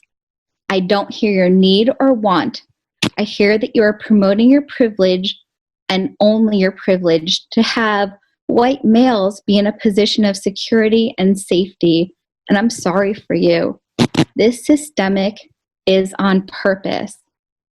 If you want to watch 13th on Netflix, and feel free to get back to me with a written narrative response, my email is katiezbrunel@gmail.com, and I will have a discussion with you. I am a certified educator and an education specialist in the Southern Maine area. I have been in the public school system in this area for 17 years. I am the mother of 2 Portland public school children in the elementary level. Currently, I own a PR and marketing agency. I have worked in the school system in this area where SROs have pushed their fingers into students and adults' back like a gun and told them that if they wanted to get the student out of the school, that they would just plant drugs on them. I have heard this story over and over again. It is not a Portland high school situation. I'm just saying it happens in this area. And this is not a story about all SROs. The point is that any SRO can do this with the privilege that they've been given, and they know that it's an option. What I'm hearing from Portland Public Schools students is that they appreciate staff who are attentive. And we not only have that already, believe me, I know because my students, my children are in the school system. They have teachers who are attentive, who talk to me, who hug them and greet them in the hallways. We have that already, but we can hire that. We can hire social workers who do that. We don't need staff with weapons who provide that. We can remove that and also have staff who are attentive to our students, right? So the practice of armed SROs became because of school integration, right, back in the 50s, and because white families were scared they would be exposed to black children without police security. We don't need this practice anymore. This was started because of Jim Crow law, and we can do better. And we can do better right now. We don't have to wait 6 months. We don't have to wait 1 year. We can do better right now. So my points are simple, and the very logical reason is that the immediate removal of SRO is because we don't need armed police force in our schools. There is zero research for SROs being useful in schools, and particularly in school shootings, which white people are very concerned about, that we have SROs because of school shootings. Well, I was a teacher during Sandy Hook. I was a teacher during Columbine. I've been there. I have had panic attacks during lockdown drills because I didn't know how to hide all of my students into the cupboards in my classrooms. Katie, I need you to wrap it up. I will. And just saying, SROs are not going to protect us from that. We need to do better on that piece in a different way. My children are white. They know every privilege. They are confident and smart and athletic. They will go to every school they want to. They don't need SROs to help them. SROs create trauma. That is the end. I'll leave it there. Thank you. Thank you, Katie. Next, we're going to Elizabeth Donato. Hi, can you hear me? Yes, we can. Okay, hi. So my name is Elizabeth Donato. I go by she, her pronouns, and they. I'm from Portland, and I'm a graduate alumni from Portland High School. Before I get into this amendment, I wanted to quickly address the manner in which some of you responded to Nyla. She was speaking about her experiences, and she was quickly cut off to make sure you all felt comfortable, specifically to the racist white woman, Sarah Thompson, who cut her off because of her discomfort, and then to the host, which then retracted some of his response to her. As a Black woman, thank you for showing yourself. Too many times are we made out to seem angry when we speak out about our real experiences, and I just witnessed that with you all again. What is happening is that you are not listening to what we are saying and how our experiences with these SROs affected us or are affecting us. You are tone policing our experiences, which is violent. This is no surprise to me or other Black women or other Black peoples whose voices you suppress and oppress. People choose not to listen to our experiences or hold our experiences as significant as our white counterparts. Further, I would like to vehemently disagree with this amendment and its delay. You are not listening to the voices of the people who are disproportionately and negatively affected by SROs or in general the police. Sarah, the reason why you feel comfortable with this amendment is because you do not have to watch the execution or murder of white people on repeat. The reasons why we are even talking about this amendment is because of the senseless killing of George Floyd, Breonna Taylor, etc. by the police. Why is your response to the killings of Black people by the police more policing? Do you want the blood of another Trayvon Martin on your hands? And I yield my time. Thanks. Next, we're going to go to Lauren's songs. I know that Lauren's screen name came up before. There are two people using this login, and so these are two different speakers, and this was communicated to me earlier, just in case the name sounds familiar. Lauren, Lauren is going to speak now before we had Kate speak. Lauren, before you speak, I just want to also read real quick the next names on the queue. There was another speaker earlier who had microphones issue, Fiona, and the superintendent did receive a statement from her, so he'll read that after Lauren, and then we'll go to Libby, I'm sorry, I might not pronounce this last name correctly, Libby Orlean, and then Susan, Tristan Cross, and Megan. Okay, so Lauren, you have the floor. Great, thank you. Thank you all again. I'm Lauren Sines. I'm a Portland resident, a parent of 2 middle schoolers, and I have been an education policy researcher and a faculty member for many years. I spoke last week in support of the original resolution to remove SROs, and I want to urge the board to reject Board Member Thompson's resolution tonight, and I want to focus on one specific thing. There is a very long history in public education of using our most vulnerable populations as a testing ground, as a group to experiment on, particularly Black students. And this week, the police chief, in his letter to the school board, suggested that SROs in schools are a way to combat what he calls anti-cop bias.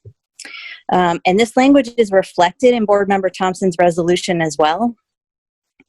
Let me forcefully suggest that if the Portland Police Department has an image problem, it is theirs and theirs alone to correct. Do not allow them to use our most vulnerable students as a vehicle to fix their public image. Let the police department do their own work to understand why their poor reputation is well earned, and please leave our kids out of it. Thank you. Thank you, Lawrence. Next, we're going to Libby. Actually, I'm so sorry. I gotta go to the superintendent so he can read the statement for Fiona. Hi, my name is Fiona Larsen. I live at 65 Berkeley Street in Portland, and I am speaking in support of the removal of SROs from our schools. If you had asked me 2 months ago if I supported the removal of SROs, I might have said no. I might have said that our SROs were kind and were, at worst, a neutral presence. In fact, I responded to the survey circulated in favor of keeping SROs. I feel differently now. I've personally seen teachers joke about calling our SRO on Black students for small infractions of school rules. I don't blame my teacher for this, but the fact that this joke could have had real weight behind it is inherently harmful. In addition, I feel that Portland Public Schools has a responsibility to take a clear and public stance on the issue of the link between SROs and police brutality and remove SROs from our school immediately. Thank you so much. Thank you, Superintendent. So next, we're going to go to Libby Orlin. I'm confident I'm not pronouncing that correctly. It's okay. It's a tricky one. Hi, my name is Libby Orline. I go by she, hers pronouns, and I live in South Portland. I work for a nonprofit that partners with Portland Public Schools that serves students with diverse needs, many of whom are new Mainers, and I do not support this resolution. Earlier, an argument was made for this amendment that we need to take our time, make a careful plan, that people move here from all over the country because Portland is great. But people do not just move here from other parts of America. They move here from all over the world. In just my one program, I have children from Syria, Sudan, Cambodia, Vietnam, Mexico, Honduras, Iraq, just to name a few. Some have fled situations of trauma in their home country to come here. And if you do not see the beauty and the diversity of our city, then you do not know Portland the way that I do. And so now I ask the question, what is a land of the free for children who have police officers in their schools? I have to argue that saying let's keep Black Lives Matter out of this is irrational when Black lives are an integral part of our city fabric. If this amendment passes, we are saying that we are ready to start listening now, but many of us have been listening. The ones I hear speaking across our nation are strong Black voices saying that SROs impede the learning of students of color, that as they walk through their hallways, they are in fight or flight mode, and that no one can learn in this state. Think about how we are now saying that it's time to listen. If that is really the case, then why are we proposing to wait a year? Those two ideas cannot exist together. If you were really in the business of listening, then you would hear the call around our country and you would act now. Let's send young students of color the message that as they move through our school system, they are loved, they are heard, and they have the same opportunity for learning as white students. I urge you to end the MOU with PPD immediately. Black Lives Matter is no longer a political stance. It is the truth. Thank you. Thank you, Libby. Next, we're going to go to Susan.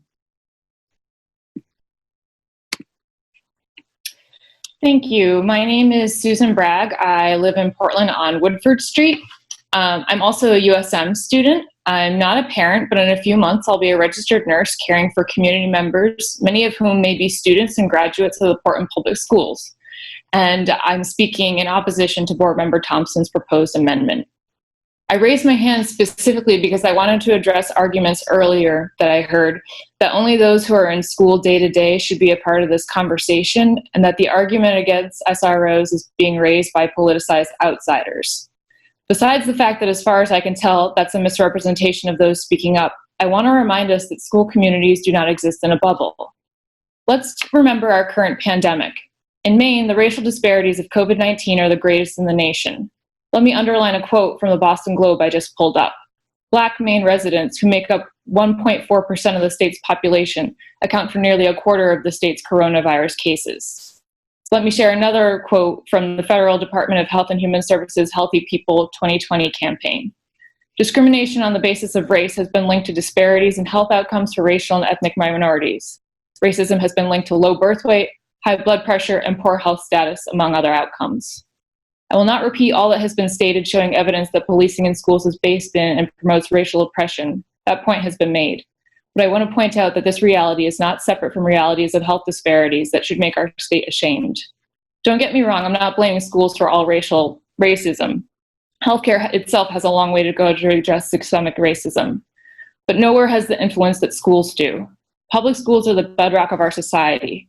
Both goals achieved and harms committed in schools have long-lasting repercussions for individuals, families, and communities that extend far beyond school walls.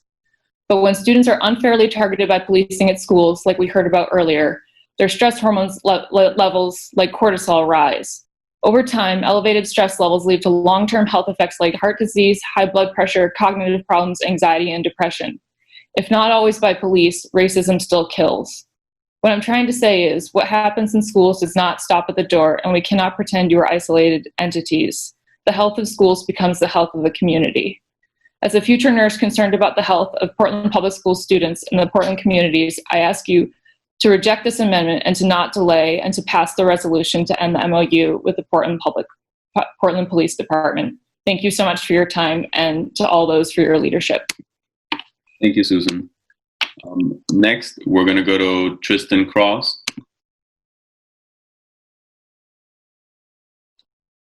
Hey, this is Brian Krause, Tristan Krause's husband.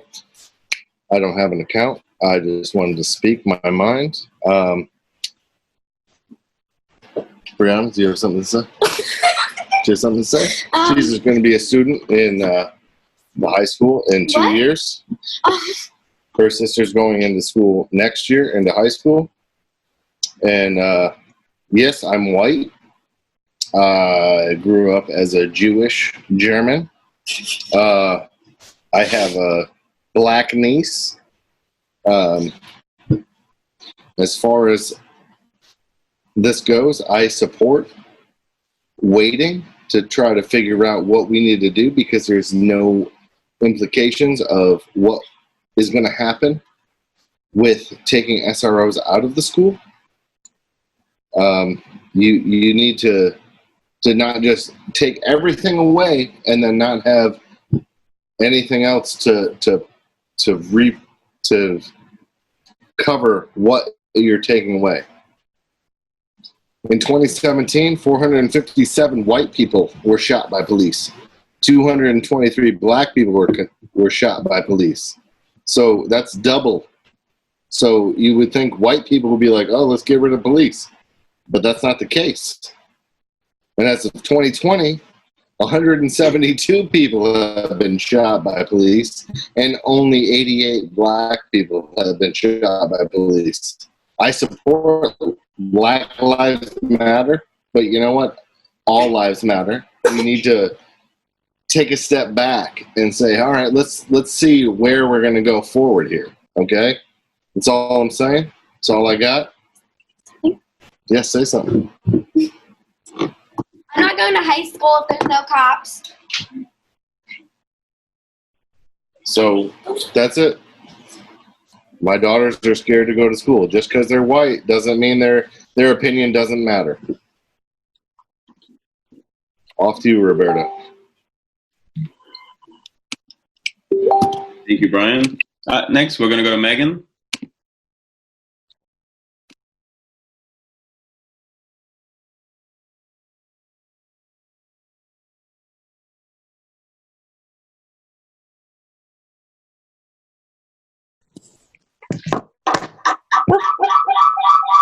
Can you hear me? Yes, we can, Megan. Go for it. You have 3. Okay. I am a resident of Portland, and my name is Megan, and I'm an alumni of Portland High School. I have 3 kids in the Portland public school system, one of which attends Portland High School. I want to say that I support the amendment on keeping SROs in school until the student voices can be heard and the schools have a plan in place. Thank you. I'm sorry. Next, we're going to Fatima Diaz.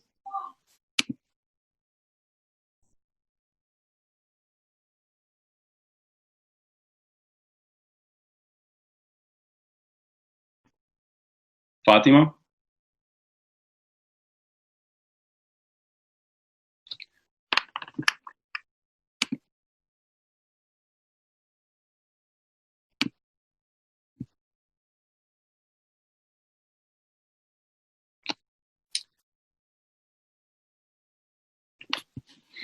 All right. I'm sorry. Next, I don't think Fatima, I'm not able to hear her.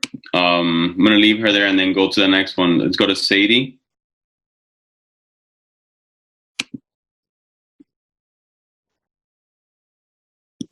Can you hear me? Yes, we can. Hello, my name is Sadie Willette, and I am a resident of Vesper Street right here in Portland. I just graduated from Portland Public Schools. I'm here to very strongly, with my whole heart, oppose the resolution by Board Member Thompson. We need police out of our schools, and that needs to happen now. We cannot wait any longer. One of the commonly spoken points in support of SROs is that some folks have had positive experiences with individual officers. Again, I want to echo the point that has been made by numerous folks this evening. SROs are a representative of and therefore perpetuate an inherently white supremacist system. I'm not here to undermine any of the positive experiences individual people have had with SROs, but I am here to ask a few questions to all of y'all. Why do the people who work as SROs need to play the role of SROs? Why do they need a baton and pepper spray and a gun and handcuffs? Why can't we take these people and instead of putting them in the role of an SRO, put them in the role of a social worker or a therapist? Why do we look to the police to form meaningful and caring bonds with students? Why do we look to people equipped with guns to help our students when we could have the same person with a different title, with different resources and knowledge, in a position where they can create meaningful bonds with, meaningful bonds with all students? I invite all the SROs to quit their jobs, put on a pair of normal clothes, and apply to work as social workers in our schools. We need police out of our schools, and that needs to happen now. We cannot wait any longer. Thank you. Thank you, Sadie. Thank you, Sadie. Fatima Diaz, are you able to unmute yourself?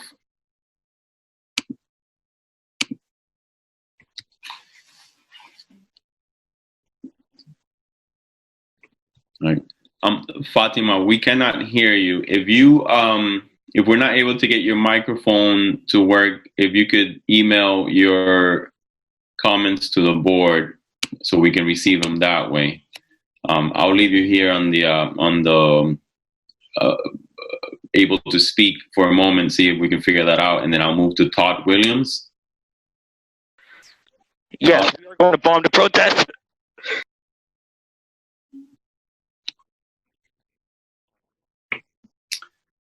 We'll go to Gloria Smith. Hello, my name is Gloria Smith.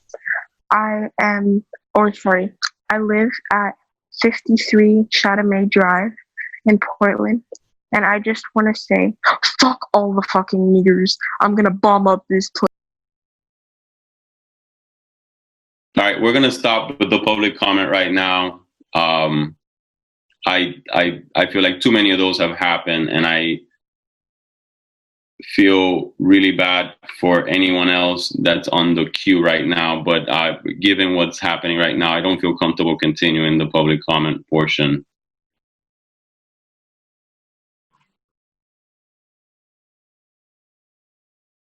I'm going to bring it back to board discussion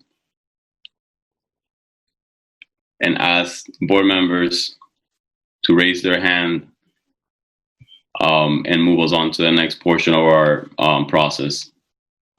So if we have any board discussion on the amendment that Ms. Thompson proposed, please raise your hands.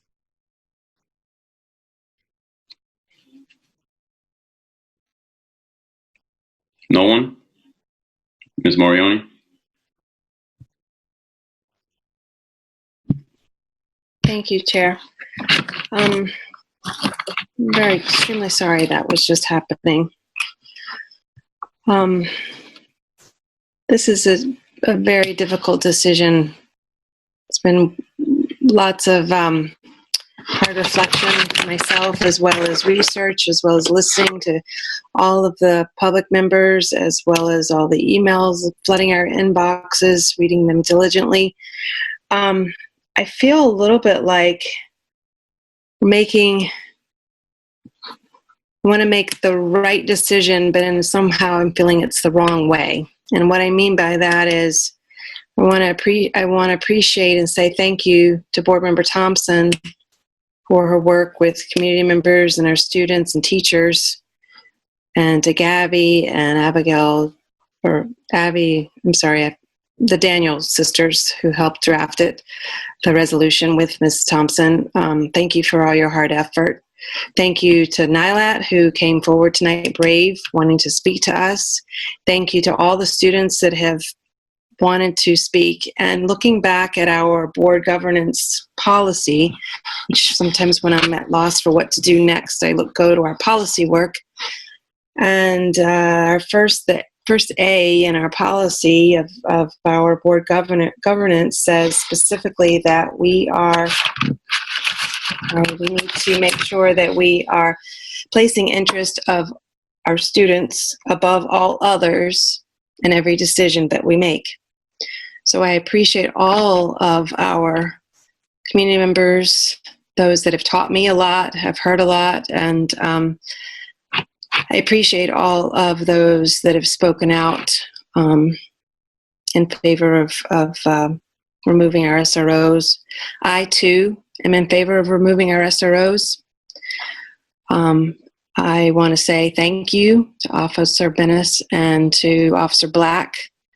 However, I do believe it is time that we remove our SROs. What I'm uncomfortable with still is, what do I say to our students and parents and community members when they say, starting in the fall, if they do are able to go back to school, what can they expect? How will those roles and job responsibilities of these officers be decided? How will the work, they've been in our system over 15 years. They're a part of our system, and maybe our system is broken, but nevertheless, these are job responsibilities that were given to them that I don't have an answer yet. And I understand the superintendent would be working with the board and community members and all the stakeholders that were mentioned. I still am feeling very uncomfortable. So when I look at Ms. Thompson's proposal, I know this is long, I'm sorry.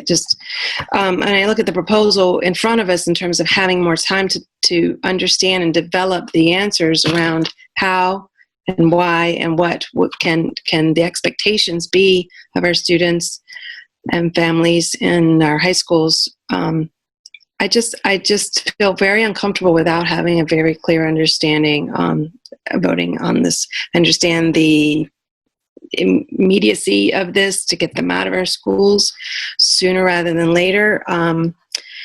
So for right now, I feel compelled to support the resolution simply because I do want that time in some sense just to have better answers from our superintendent and staff and again, to be able to have clear. When we try and rush things, we often miss things that are very critical to the work, I feel, and I understand the importance and the crucial timing. I also recognize we're in a pandemic. Anxieties are high regardless, and if we move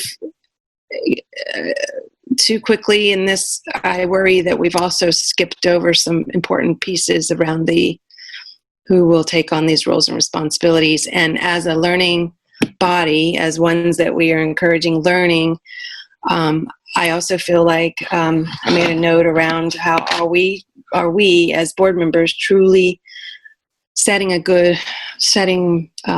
good role models for our students, even in terms of building better relationships and understanding conflict management and understanding how to problem solve and understanding how to manage conflicts and understanding how to process information that they may or may not agree with. I am not sure I've been a very good role model, and I'm not sure our board has right now either. Making a decision that feels more haste than very thought out and planful is my biggest concern. So I say all of this I would like to remove our SROs.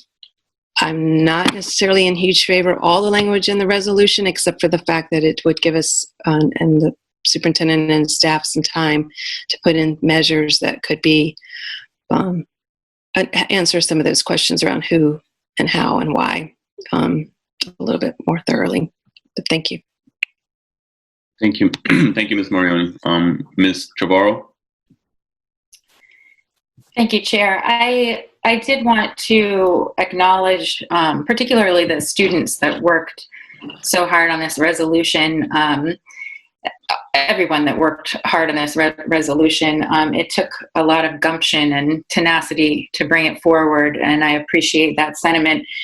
And I think that the students who brought it forward exhibited good organizing skills. Several months ago, this is a resolution that I may well have supported. A deliberative approach that's informed by research is not a bad idea. It's just that lately it's become apparent to me how overdue systemic change is, and just how long my peers of color have been calling for change. And so I don't see this as a hasty decision. And so I did want to just recognize the work that went into this, and hope that the students continue to work in that fashion and be advocates. But I will be voting against this amendment. Thank you.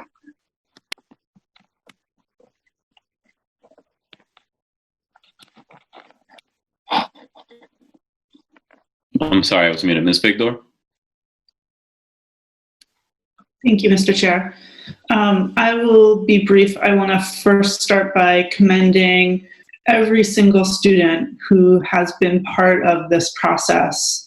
There's been so many voices, so much organizing, conversations, reaching out to teachers, to family members, to the board, and it is so important, and I really am just so impressed and so highly value every student who has had done anything from having a single conversation with a friend to doing really meaningful organizing. So and speaking out. So thank you so much. I did want to just reflect on the level of engagement on this issue. I went through and counted all of the emails and phone calls I've received just in the last few weeks since we've brought forward the resolution. And I received a total of 93 emails and phone calls, well, actually no phone calls, just emails, asking us to keep the SROs, and 389 emails and phone calls asking us to end the SRO program. That's 81% of the nearly 500 phone calls and emails. I bring that, asking us to end the SRO program. I bring that up because I've been on the board for a little more than a year and a half. I've never seen the level of engagement. And a lot of it was student engagement. I would say just roughly, you know, again, this I did not count, but I'd say roughly a third was student engagement. And I want to bring us back to the fact that Casco Bay and Pass have as many kids as our other high schools, and we have no SRO there, and those kids go to school safely every day, and they have for years. So, perhaps lastly, the superintendent, in starting our conversation about SROs and the resolution at our last meeting, started us and the work that the deep work our district is doing on equity, talked about the work of Paul Gorski, who's talked about equity detours. He's an education researcher and does a lot of work in this area. And what the superintendent talked about and what Paul Gorski talks about is that in too many schools, the pace of equity progress prioritizes the comfort and interests of the people who have the least interest in that progress. And I really want to cautious us here. Gorski urges school districts to find the will to implement and to hold each other accountable to policies and practice changes today, rather than waiting for what he calls an elusive consensus. As a school district committed to equity, the time is now. Students experiencing racism clearly can't wait. So I will strongly oppose this resolution, but I do appreciate the dialogue tonight. Thank you, Ms. Victor. Ms. Bondo? Yes, thank you, Chair.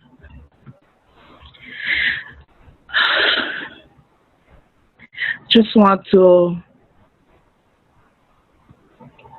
with all the respect to my colleague Thompson, I just want to share some of the lines just coming to that resolution.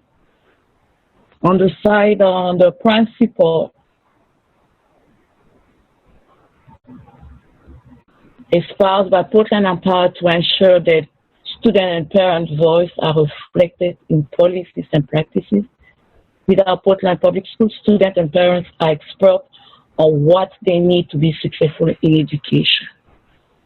And when I see, then today, after almost 8 years, then Portland and Power has worked hard to put those principles. And those principles today have been used, manipulated to fit a narrative, because this was not the purpose of those principles.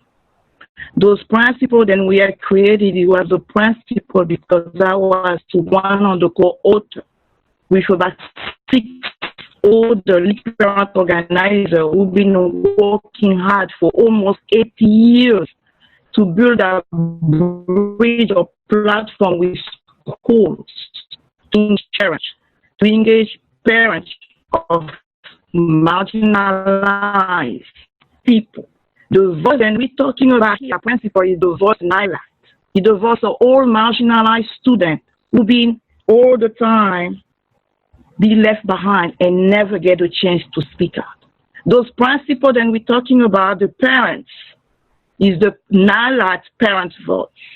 Will never be able to come in front of the school board and advocate for what is right.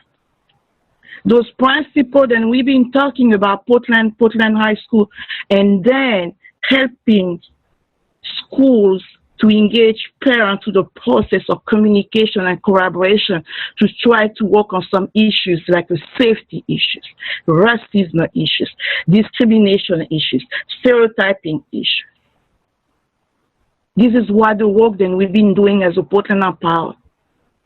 And hopefully now, those principles can be used for the future to try to navigate the equity and make sure that we get the voice on those marginalized parents. Those are the work.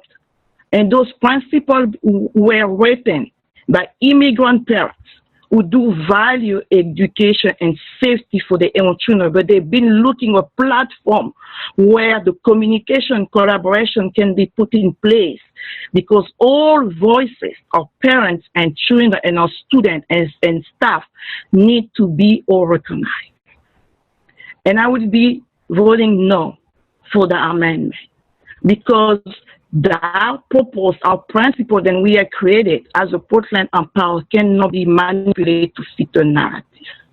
When we see as a people system being racism, people need to be bold enough to speak out and to recognize that it's been issues for years, but how can we come up and compromising as a community and build it? I really respect the effort of all the students been putting together, but as a co-author for those principles, I was feeling I had to speak out to stay heard in that resolution. Thank you. Thank you, Ms. Bondo. I don't see any other hands raised, so I'll just say a few words.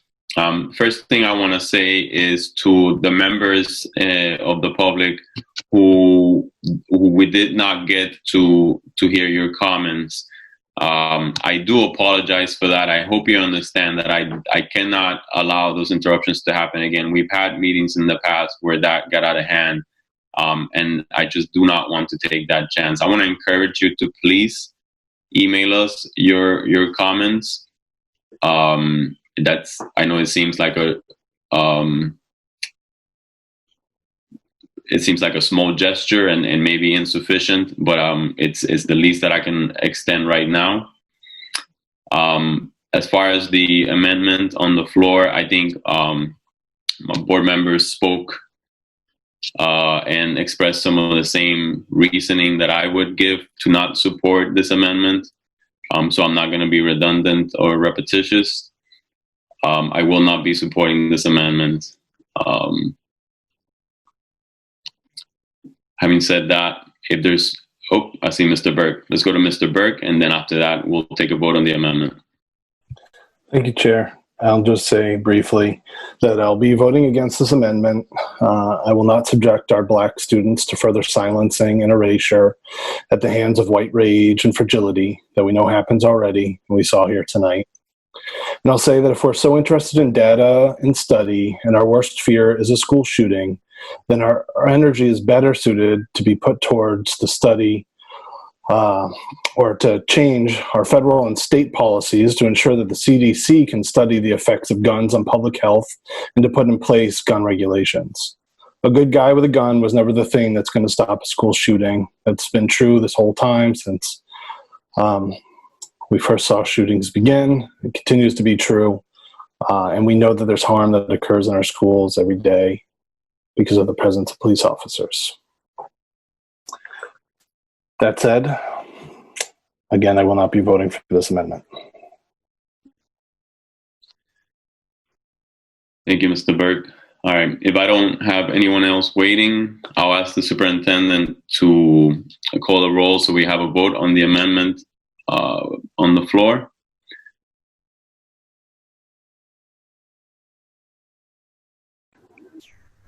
Mr. Atkinson? No. Mr. Balfons? Yes. Ms. Bondo? No. Mr. Burke? No. Ms. Figdor?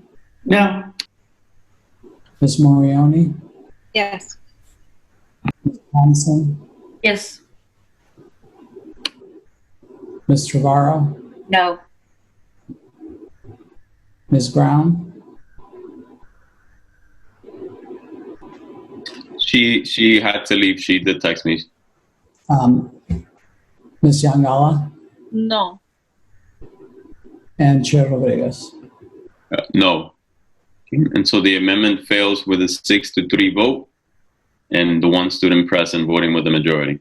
Okay, we're back to the main motion.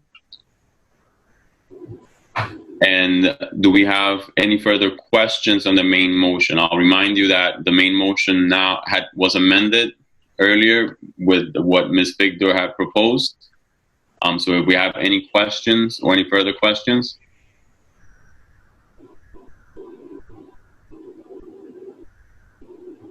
Okay, seeing none, we're gonna give this a try. As part of our process, now we have to take public comment on the main motion. First thing that I'm gonna say is that if you had already spoken on any of the other two amendments, I'm going to ask that you please allow those that have not yet spoken to have a chance.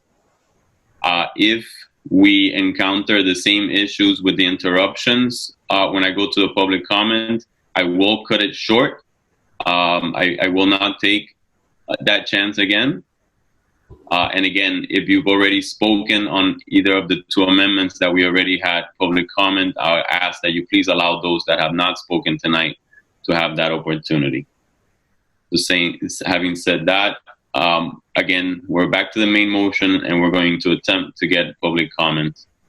First person I have lined up is Elizabeth Somo.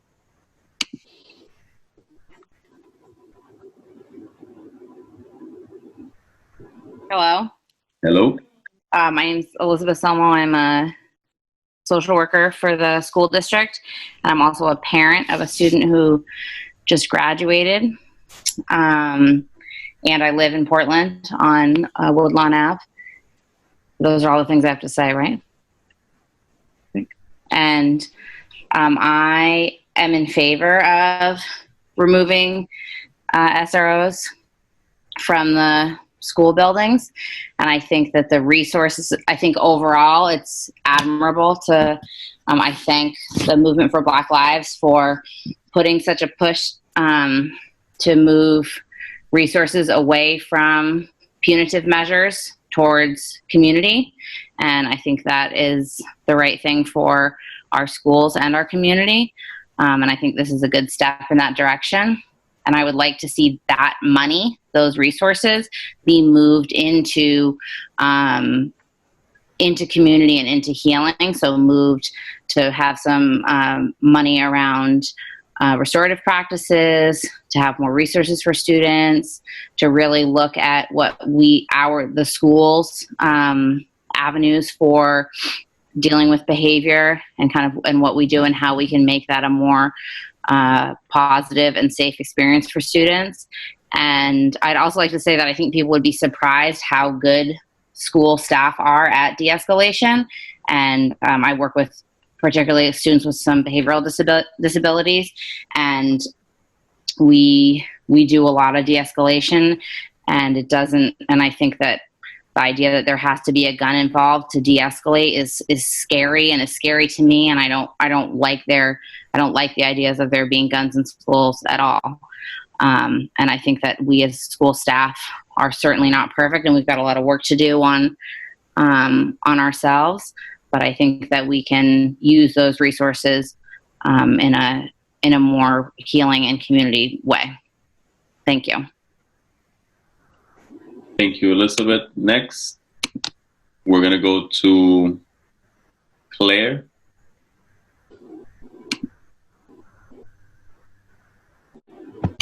Hi, can you hear me? Yes, we can. My name is Claire Schroeder, she, hers, and I live on 43 Francis Street in Portland. And I just wanted to thank the chair and the superintendent for their leadership in this district. I also offer my adamant support of removing SROs from the schools. I work at Portland Empowered. I am a social worker, and I did my field placement at Portland High School.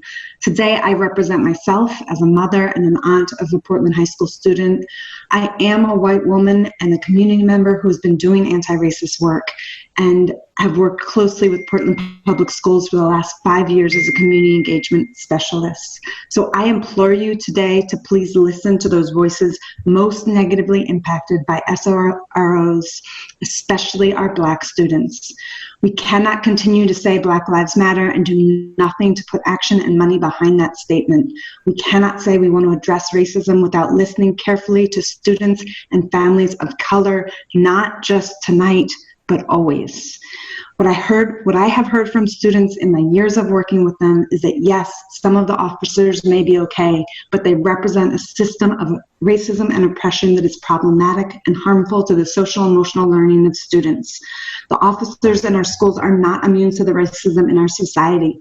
Let's take an action to address the racism that many have talked about on this call. And to quote someone earlier on the call, I encourage the majority to listen to those students who feel brave enough to say that officers make them feel unsafe. Let's send a message that is responsive to the requests of Black and Brown students. Action is needed, action that is brave, creative, and responsive to the BPOC students and families in our district. I also have trust and have experienced the inclusive leadership of the Portland Public School District and the superintendent in particular with regards to engaging students and families of color long before this issue's recent attention. I believe in the possibility of the plan that can be created in the coming months. And as another person said, this is an ideal time to create a plan. And to the many people participating on this call, please engage in anti-racism work. It is transformative individually, and it is what is necessary to transform our education system into one that is powerful, positive, and thriving for all students. Thank you for your time, and thank you for all of you for your work. Thank you, Claire. Next, we're going to go to Mary Bonato. Hi, good evening, everybody. I'm Mary Bonato, she, her. I live at 14 Kenwood Street. I'm a parent of 2 graduating seniors. I'm also a Maine-based attorney with GLAAD, which is GLBTQ Legal Advocates and Defenders. I do want to take this opportunity to say thank you to the board, to the superintendent, to the chair, because you've all done so much to support the students and staff and the teachers at the schools in general, and then that much more so, I think, with this COVID pandemic, and I'm very grateful for that. And I also want to thank everyone for what I have seen as an evolving conversation and process that has included students, including student board members, that has led to tonight's discussion. So I always hear the board talking about how do we do better by our students, do our policies, do our practices work for our students? And that's what I heard dating back to the fall with the body-worn camera issue and SROs. And then Portland Promise itself essentially demands review of unintended barriers to the shared goals that we all now have of achievement, development of the whole student, and equity for students. And so to that end, I'm sorry I'm repeating what other people have said, but that, as Nyla said and other students have said, there are students who report feeling less safe with police officers stationed at the school, and they are less able to participate in and benefit from what Portland equally promises to every student and to their families. And we are seeing increasing local data that show what is often reported elsewhere about students facing disproportionate discipline because of their color, because of economic disadvantages. And I am hearing, I haven't seen the data myself, that there's disproportionate discipline at Portland and Deering, not Deering, Portland and Casco. And there was a report also from the Children's Center on Law and Policy in March of 2020 looking at the juvenile justice system that noted every single committed youth at Long Creek had been at one point suspended from school. So we can't ignore the links, even if they're not immediate links. So in sum, none of these are accidents. These are all parts of white supremacy culture. And we know that. And so then the question becomes, what are we going to do about it? And that is why I support, and my organization supports, the superintendent's proposal for ending SROs in the Portland schools. And I hope the process that's outlined by the superintendent, as developed by the superintendent, will include some of the people who have supported Ms. Thompson's resolution, because I'm among those who believe that, like Ms. Winship even suggested, that maybe we can meet the real needs of the community without SROs. I believe that we can. I believe we can have inclusive, equitable discipline that works for all students, that makes all students feel safe and allows all students to engage in school without the trauma that we're seeing for some students now. I also just have to very briefly address a couple of the things that I heard from support for Ms. Thompson's resolution. This is not a choice between having SROs and having no police resources or safety plan in school. The police have a duty to serve all of Portland. That remains true, including at all the schools without SROs, as people have noted. And the superintendent has already committed to a continued relationship with the police with a goal of greater clarity about roles and responsibilities. And as some of you know from my previous testimony, I've been very concerned about how the current MOU does not distinguish what is discipline versus policing. So everybody can say I don't do discipline when they're doing, anyway, you get my point. Second, this is not a choice of safety or equity, it's safety and equity. You can do both. We have to try to do both. That's what we promised to do also. And, you know, again, this issue about school community relations and police community relations, this is not the school's job, as others have said. You know, if the police want to increase their reputation in the community, then that will be judged by their actions in the community. And, you know, this issue of, you know, police coming in to teach and so on, you know, any club, any teacher can invite somebody to come in. I've been a guest lecturer. I'm sure other people have too. So that's all possible. And then finally, as to Long Creek, I just want to say I'm not aware of any data to support the notion that SROs are immune from the issues that are plaguing policing in communities around the nation. And nor am I aware of anything that suggests that they are depressing the numbers of children detained or incarcerated at Long Creek. And it may be, as the student Audrey suggested, that there's in-school programs and diversion to restorative justice that's making a difference. But my understanding is that the number of young people who are there now are lower as responses to two things, one of which is the Juvenile Justice Task Force report from March, documenting the over-incarceration of young people in Maine, and second, a response to COVID-19 and trying to take young people out of institutions. So when all is said and done, I just want to say, as a parent, as a lawyer, as like a member of this community, I hope that we can focus on what we have in common, because what I heard from everybody tonight, except for the bombers, was that there are incredible human beings who care about young people in our schools and who want them to succeed. And I think there are so many resources, human resources in this room and beyond this room. There are organizations that mentor and support young people. There are people who do the restorative justice work. There are all kinds of best practice guidelines, as Liz Blackwell-Moore was referencing, around social emotional learning and positive school climates, which I know Portland is already working on. There are even discipline strategies from the National Association of Secondary School Principals that I thought were really illuminating. You know, you've heard all of this, and the superintendent has already laid out a number of great ideas for de-escalation and implicit bias training. These are things that are worth supporting. These are part of a plan of keeping our schools safe in the here and now. So I know that some of us have different points of view about this. I respect everybody, and I hope we can come together to really achieve what is best for our students and our outstanding teachers and staff for now and for generations to come. Thank you.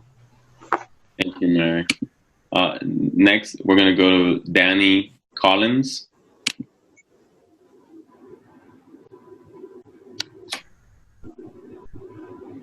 Danny?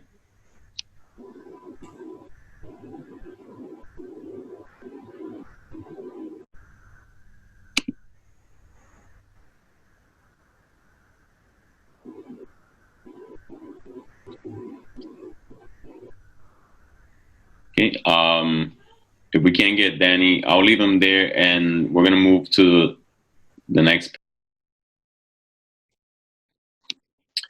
Chair, if I can just say that on the list of people that have raised their hand, I know CC Robinson is a staff member. I know Katrin Monahan is also a staff member.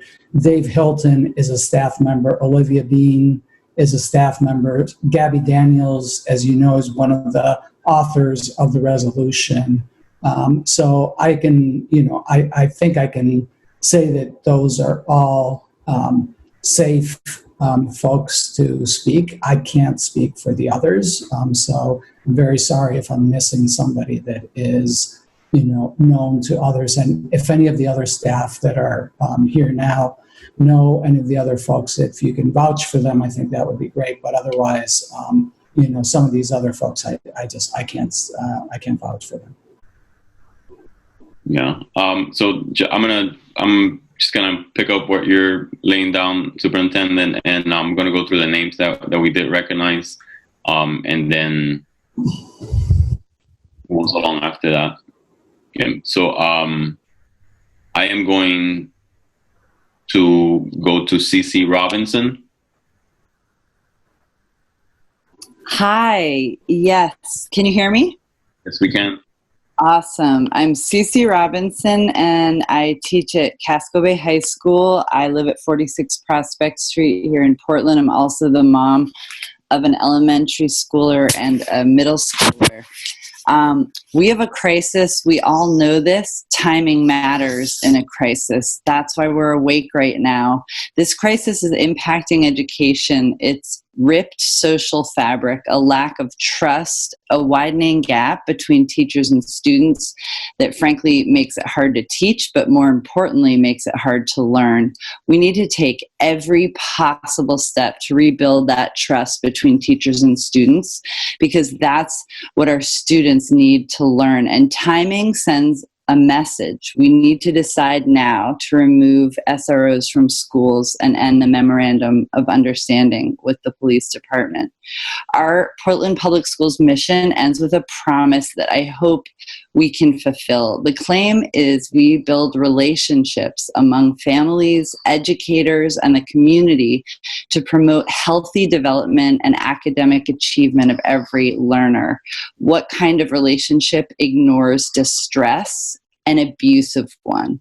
We don't need police officers in our schools, and quick action shows we are listening. Let's make it clear that the experiences and repeated requests of Black students matter to us, that we've done our homework, we've read the research, we've thought enough about it. This conversation about SROs has been rich, educational, and most importantly, sufficient. For those who have articulated concerns about how best to shape the future, there can still be a productive, mutually respectful conversation about the inevitable collaborations with Portland's police department on different terms in a post-SRO world. I have hosted officers in my classroom as part of multiple student culminations that have been wonderfully enriched by their presence. My hope is that negotiating a new relationship from a place of clarity, that the two institutions have separate functions, will allow new and improved solutions. It would be powerful to have some votes from the board members who put forward the resolution to delay the decision, to lend, if they could lend their support to this in that spirit, I think it would be a really powerful statement. It is time, and thank you. Thank you, Cece. Next, we're going to go to Katrin Monahan.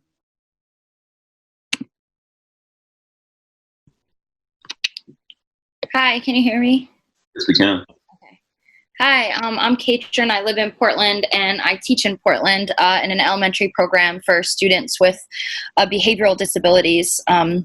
Before I talk, I just wanted to take a minute to honor the truth-telling that occurred tonight. I'm not here to speak for those that are directly affected by the ongoing violence inherent in our school system's anti-Blackness, and I will not. That truth is being told, and many have bravely claimed that power on this virtual stage this evening and in our world in the previous weeks. I see you. I thank you. Your life matters, and your truth matters. I'm here tonight simply because I was asked to talk a little bit about the work that I do. And so my students have pretty significant barriers in accessing their education, specifically due to crisis level mental health needs and behavioral disabilities. I've heard people say tonight, these officers are like guidance counselors. They're like a teacher. They're like a mental health worker. But I'm here to remind you that they are not. In order to be legally allowed or even considered to apply for my current role, the state of Maine and Portland Public Schools has required a few things of me. And these things have been gifts to be able to learn. I hold a master's degree in special education with a specific focus in trauma sensitivity and restorative justice practices. I'm a certified special education teacher, general education teacher, behavioral health professional, and Ed Tech 3. I'm certified in safety care, a certification that the state and PPS requires me to renew every year to ensure that I am properly trained to physically intervene and de-escalate crisis with a student whose safety is at risk in a way that ensures the dignity of the child. I'm certified by the state of Maine to protect IEP confidentiality, to provide least restrictive environment, often known as LRE, free and accessible public education for students with disabilities, as known as FAPE, and as well as uphold the Individuals with Disabilities Education Act, also known as IDEA. I've heard people ask in regards to the resolution, how do we determine when, and I quote, a student's behavior poses a real and immediate risk of serious physical harm? By hiring qualified professionals and not police. They are not certified LCSWs. They are not certified BHPs. They're not certified BCBAs, crisis workers. And in the current school system, there's not a single other employee that's exempt from these state requirements of providing FAPE, LRE, and IDEA. We are all explicitly trained in student-specific policies, plans, and protections that our students have the right to, except for police. These things we are legally binded to. They're protected rights that if we fail to uphold, we face termination or legal recourse. They're rights, legally protected rights, hard and fought for by the disability rights movement. And these rights are inherently put into jeopardy by the presence of officers in our schools because they are not what they may ideologically appear to be. So tonight, I just ask you to honor those rights, support the resolution, to end the MOU, and use the money to hire Black and brown educators qualified to do the work and do it right. Thank you so much. Thank you, Caitlin. Okay, so I'm gonna read the names that we're going to go up next. All right, let me just get. All right, so we are going to go. I have names that were sent to me here, so I'm just going through. I'm going to go to Brody Wood. Brody. Hi, can you hear me? Yes, we can. Thank you. My name is Brody Wood. I live on Park Ave. I'm a former student and educator in Portland schools. And I don't have much to say that hasn't been said already, but I fully support the removal of SROs. And I first want to uplift the voices of Black, Indigenous, and people of color students who have shared their lived experiences with the violence of police, including Nyla. And I want to highlight points made earlier tonight about how many BIPOC students are afraid to speak out for fear of retaliation. We have heard from BIPOC students who do not feel safer when a cop is present in their schools, and I hope that we can center these voices as they make up students who are most affected by police violence.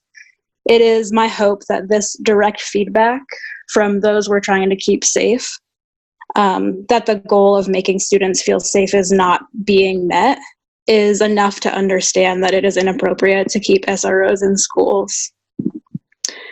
Trying to imagine being expected to learn and grow in an environment where a threat is a constant presence. I believe that schools want to keep students safe, that is the goal. Police do not exist to keep people safe. That is not their goal, nor is it the outcome. The job of the police is to police people. Police can say that they care. but the actions of police are not care. They are violence. How this functions in schools, as we have heard, is that the police can purport to have a goal of keeping children safe, only to profile, disproportionately police students of color, especially Black students, and punish and begin the school to prison pipeline. If we wish to work toward racial justice, we must meet the demands of Black Lives Matter Portland also, which includes removing police from school budgets and reallocating the funds. There is no possible way for schools and police to work together toward a goal of keeping children safe. And this is because the police operate from a framework of punishment, a readiness to use violent force, and through a lens of implicit bias. This is all a deadly combination. If PPS continues a relationship with PPD, it is effectively giving the police permission to enact violence against Portland's most marginalized young people. And that's all. Thank you.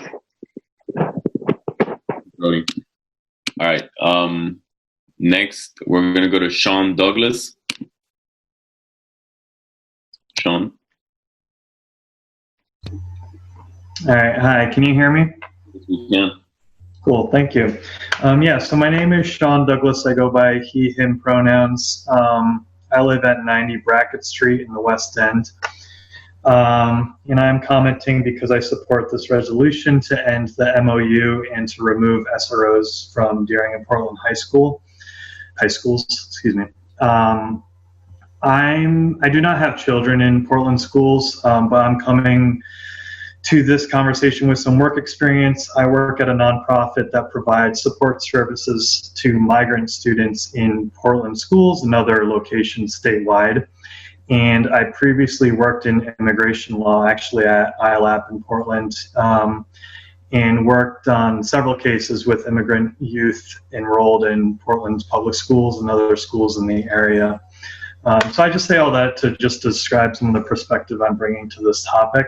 And I'm going to kind of just echo what I know Julia had said earlier this evening, but I haven't heard it a whole lot else in other comments, that one effect that I've seen in my work is that police in schools not only put students at higher risk of contact with our criminal justice system, but by extension put immigrant students and their families at higher risk of contact with our immigration system, which can manifest in both making it harder to obtain immigration benefits in the future, which are becoming more and more, or which are becoming harder and harder to obtain with this current administration.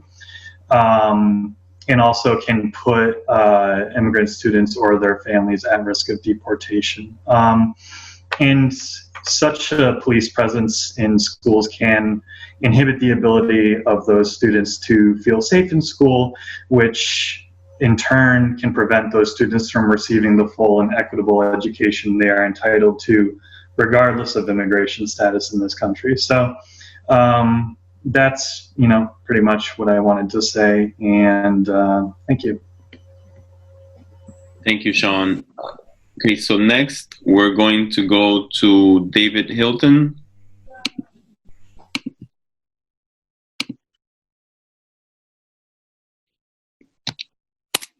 David?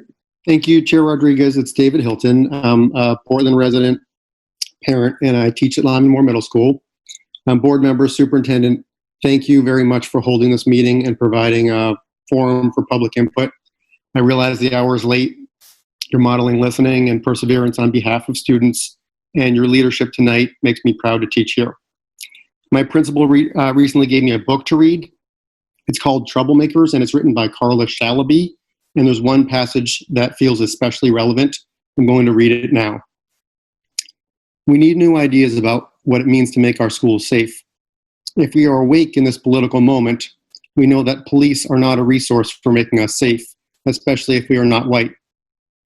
Safe schools don't have police, they have love.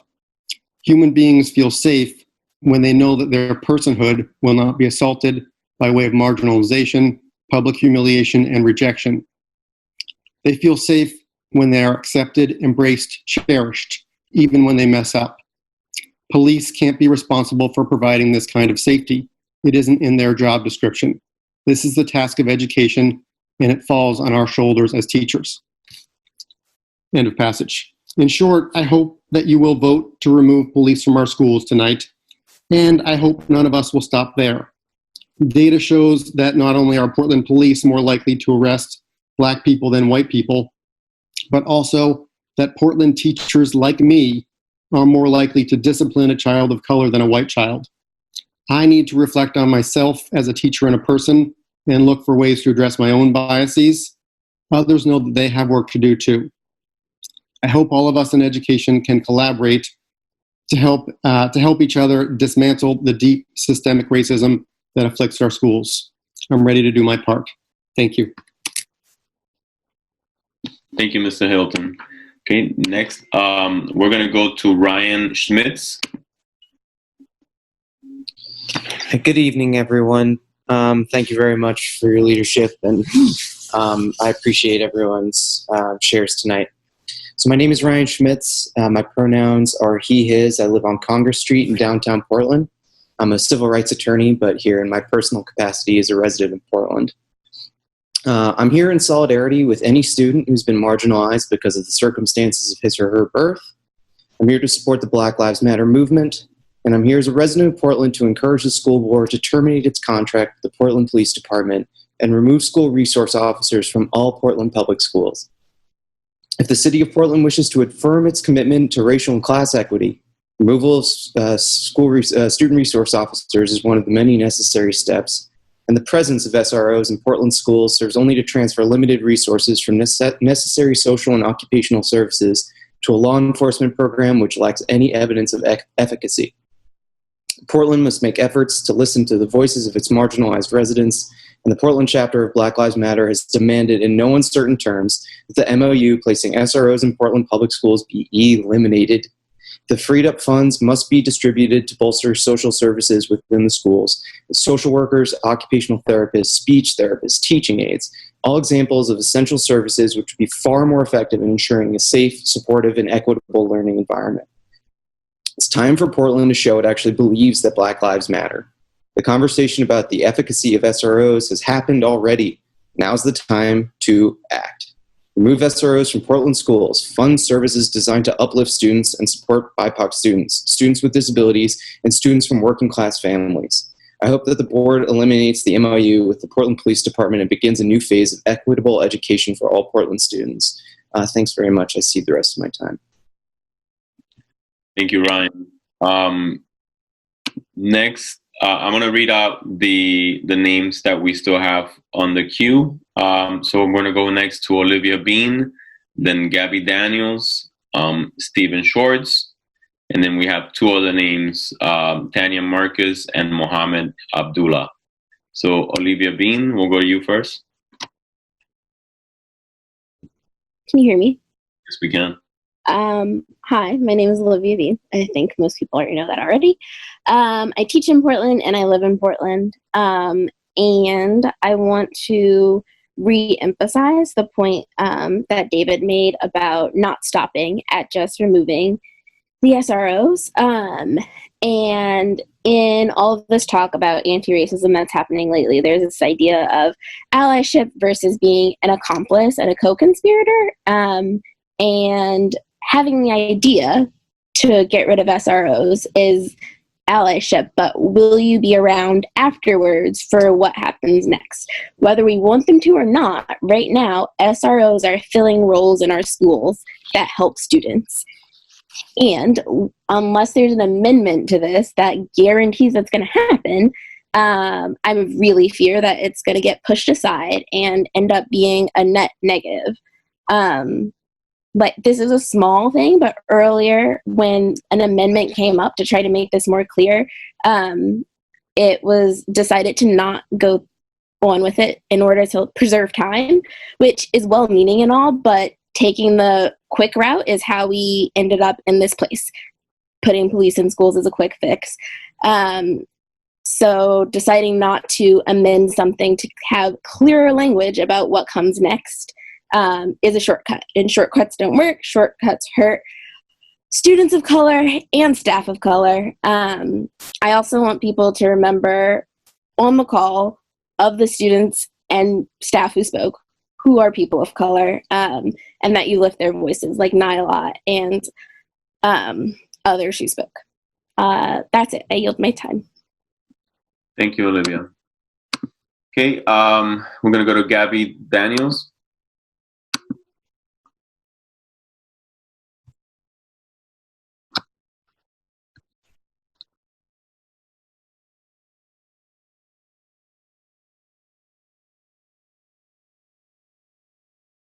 Hi guys. Gabby? Hello board. I'm Gabby, as I'm sure you all know.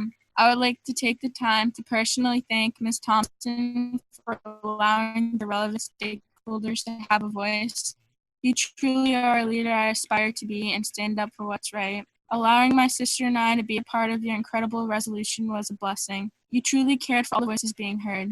Ms. Moriarty and Mr. Belfont, thank you for supporting our resolution. Thank you to Officer Black and Officer Bennett for the years of outstanding community service from the Deering High and Portland High communities. Also, I'd like to thank the over 1,000 people who signed my sister and I's petition. The community support means a lot to us. To the board members who acknowledge the voices of students impacted by this vote, also thank you. I'm obviously disheartened by the outcome, but that will not deter our efforts. This discussion has taught me the importance to speak out and has driven me out of my comfort zone. Now we, the students, will have to deal with the consequences of your decision. Thank you. Thank you, Gabby.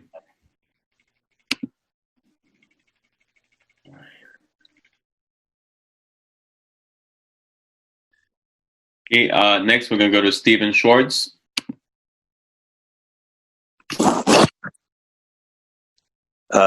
I think good morning at this point. My name is Steve Schwartz, and I live on Roaring Brook Road. I'm an attorney in Portland, and I'm a former member of this esteemed board. I just want to say, first of all, I think that the discussion has been tremendous and thoughtful. It's caused me to think and rethink my own position. I cross-examine police officers for a living. I also know that most police officers treat it as a profession of helping people. Trying to see it through the eyes of a person of color is enlightening. Can also say that I know both of the SROs that are being really talked about tonight and have a lot of respect for them, as well as the Daniel sisters who I work with from time to time on Channel 1302. But what I really just want to say is that what struck me is that there were some personal attacks on a long-standing member who merely made a mistake in terms of what she thought was an allegation against personnel. She apologized for it.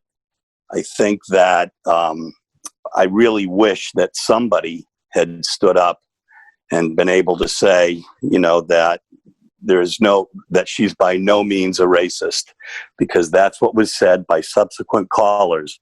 And I almost wish, I do wish that the chair had, exercised your discretion, sir, as you did with others who you cut off, who should have been cut off.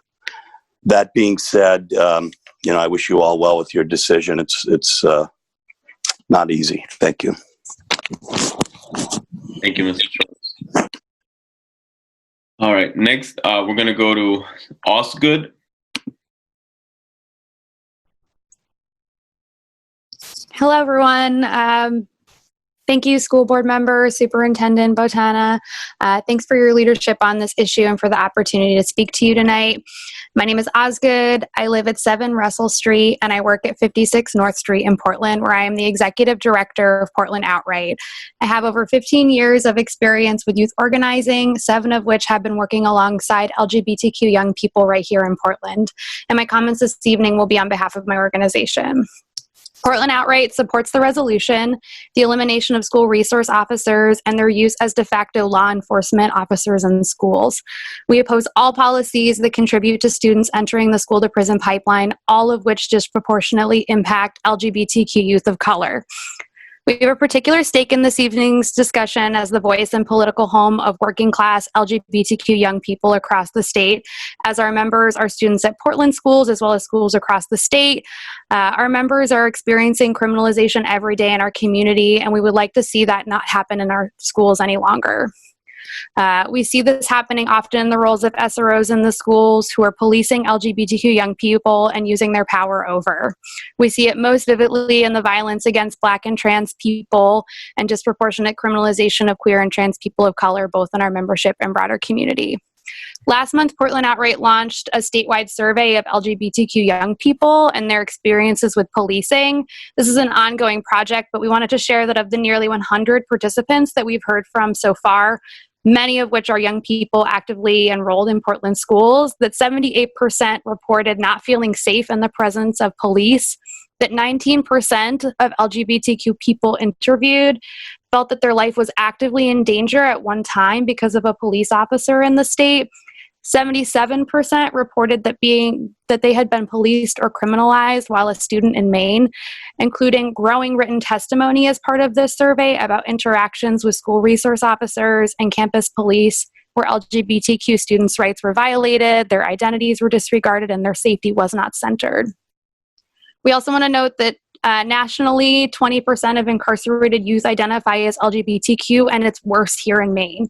Between 2016 and 2019, when Outright was holding programming inside of Long Creek, as high as 30 to 40% of youth were openly identifying as LGBTQ, and the majority of those youth had their first interaction with police at school, which propelled them down the school-to-prison pipeline. We also wanted to add that in 2018, we collaborated with Portland schools on the training and implementation of their transgender, gender nonconforming, and gender expansive student policy. And it feels really important to underscore the particular danger that SROs pose for transgender students that the policy aims to protect. Trans students face harsher punishments in school and are disproportionately led to the justice system. It is also worth noting that last week the Oakland School Board voted unanimously to abolish the Oakland Unified School District Police Department, the force in their schools. And if the Oakland School Department can do this, then Portland, Maine can absolutely handle this transition. I believe in us and I trust us. I hope that we take this opportunity to be leaders in this moment. And finally, I want to amplify the voices of young people on this issue who are demanding that we do not delay this decision. Anyone asking to delay is clearly not paying attention to the news, to your Instagram feed, or to our own community, to a moment and a movement being led by queer and trans, Black and brown youth across the country and here in Maine. We urge you to vote in favor of the resolution and to begin investing power and resources back into the communities that are already filling the gaps created by budgets that rely on punitive responses like SROs. We want to see student-led initiatives and networks of care lifted, funded, and expanded. It is past time to fund care, to invest in healing, and to listen to the students who are calling you into this moment. Thank you so much. Thank you.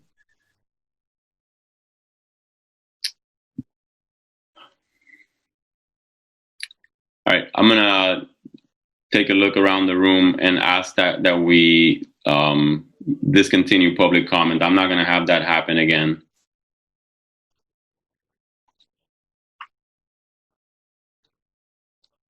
I am going to stop the public comment. I think I've had too many interruptions and I'm not going to risk it again. So I'm going to bring the discussion back here to the board for further discussion. Remember, we're back to the main motion. Do we have anyone that wants to speak? Please raise your hand.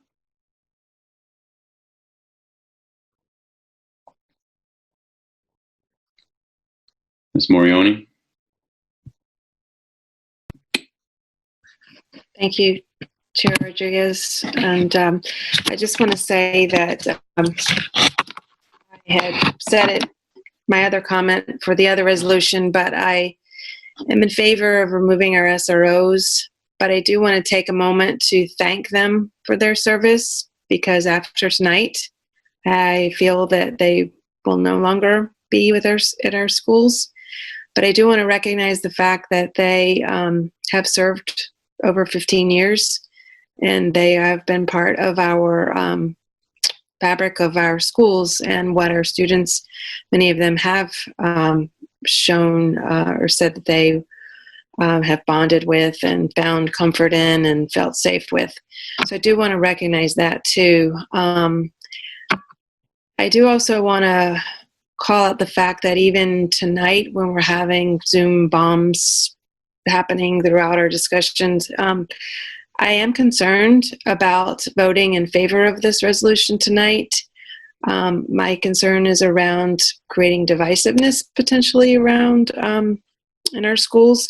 And what I really would love to see our staff looking at in particular is how, whether it be hiring facilitators, mediators, student leaders, ensuring that as we offer and open more space for collaboration within our schools and focusing on ensuring that those that have not had a voice have more of a voice, that we're also bringing along those that may have differing views without being punitive, without being name-calling, without speaking of or lecturing others, or without, we need to find a way to meet one another with respect, and that includes fostering that among all of our students, because I completely wholeheartedly agree that Black Lives Matter, and I wholeheartedly believe that, again, removing our SROs to support all of our students matters. But I also want to be reflective and make sure that we're remembering our students. They need support in how to navigate this new way of thinking and learning and opening their own minds around differences and celebrating the differences with each other. So I would honestly love to see this additional these additional funds be used inside our schools, directly impacting the students and how they can work together and healing some of their wounds together collectively. So I just want to mention that, because I don't want to disregard the fact that even tonight has felt divisive. So I appreciate all the hard work. I will be supporting this resolution tonight, and I do want to again thank our officers that have served our schools for so many years. They've done great service, and they are good men. Thank you. Thank you, Mariani. Seeing that no one else has their hand raised. Oh, Mr. Barrow, go for it. I'll be brief, because I agree with a lot of the sentiments that were expressed tonight in favor of this resolution. The simple fact is that SROs are a structural manifestation of bias in our system of education. And I think the superintendent said it best earlier this evening when he said that the system chooses the safety of some over the trauma of others. One of the comments tonight, I think it was David Hilton, said he was ready. And so am I. And fortunately, sitting in this position as a board member, we have some authority to be able to make change. So I can't perpetuate a system of structural bias. And so I'll be supporting this motion tonight. Thank you. Thank you, Mr. Barrow. Mr. Atkinson? Thanks, Chair. I just wanted to note that we've been really quite focused on SROs all night, and there's another part of this resolution that really hasn't gotten much airtime. Addressing our internal discipline practices is really, I don't know how I would weigh them against each other, but also extremely important and a part of this resolution. So I just wanted to give some voice to that. And I think that there's much more that we need to be doing and be acting upon to undo the racism that is a part of our system, a part of our institution right now. I guess one of the things that, I guess has been a hot topic tonight is, delay and slowing down. And I guess I would like to encourage us to to stop asking, are we going too fast, and start asking, what else do we need to do? We've got this big organization, this big ship that we need to turn, and I hope that we're all going to be focused and committed to making the moves that are necessary to turn us in the right direction. I think this has been difficult. It's been a challenging conversation and a lot of strong opinions on both sides, and I hope that we can get past those differences and realize the common objectives that we have to provide safe and equitable and caring environments for all of our students. I just hope that we can get to that place and heal whatever rift has been created by this difficult and contentious debate quickly. Thank you. Ms. Bondo? Thank you, Chair. I will be short. I would support the resolution, and I just want to say that it's not about the two officers, because I just don't know them personally, but I heard a lot of good things that they have done around the school for years. So I just want to say thank you and to respect them as what everything they have done. But it's not about them, because I know they won't be there forever. But the system which they represent will stay. And that's exactly why I'm supporting the resolution, because that's not the place then the police officer, armed police officer, need to be in our schools ground. And I think that's the moment then we have as a school, as an education institution, to try to really deeper some other reform for transformative reform about equity, how to advance equity. And to make sure then what we invest in our resource for pre-K to 12, especially pre-K, because that's the foundation where everything is happening. Social emotional development start from the young age. Then we may try to save some other issues on safety around our school. And then I trust also the leadership of our superintendent. And I'm so comfortable with the new recommendation we just add in the resolution.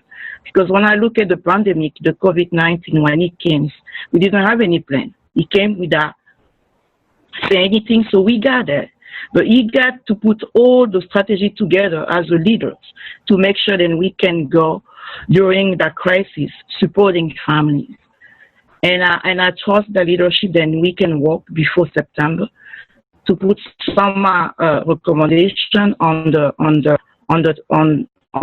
line, working with experts to make sure then we're losing some other the healing pathway for those to high school, and especially by removing all racial stigma and consequences in our school district, so students can thrive. So I will support the resolution tonight. Thank you.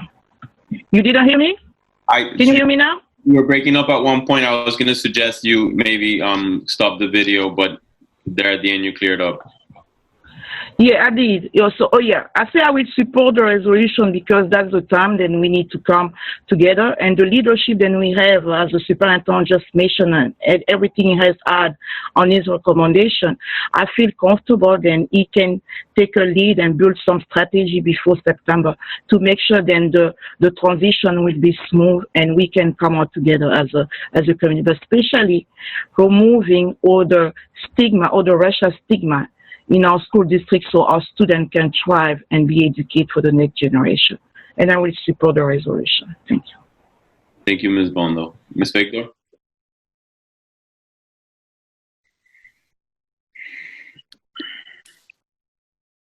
Thank you, Chair. It's hard to follow Ms. Bondo. You know, it was just days ago that a noose was hung from a phone line in a coastal Maine community. And I think that is indicative of the extent of the work that we have before us. I am proud that tonight we're going to pass this resolution, but and our SRO program, but we have such a lot of work to do to become an anti-racist district. So I commend everyone, especially the students that have been part of this process, people who have spoken out on either side, from various positions. I'm just blown away that there's 156 participants at 12:59 a.m. So I want to thank everyone who's been involved in this process, and it is just the start of our work. As the chair of the policy committee, I'm very committed to moving forward the pieces of developing our policies with regard to re-envisioning our policies that involve law enforcement. I want to thank the superintendent and again, just acknowledging the many student voices that we've heard in the last several weeks.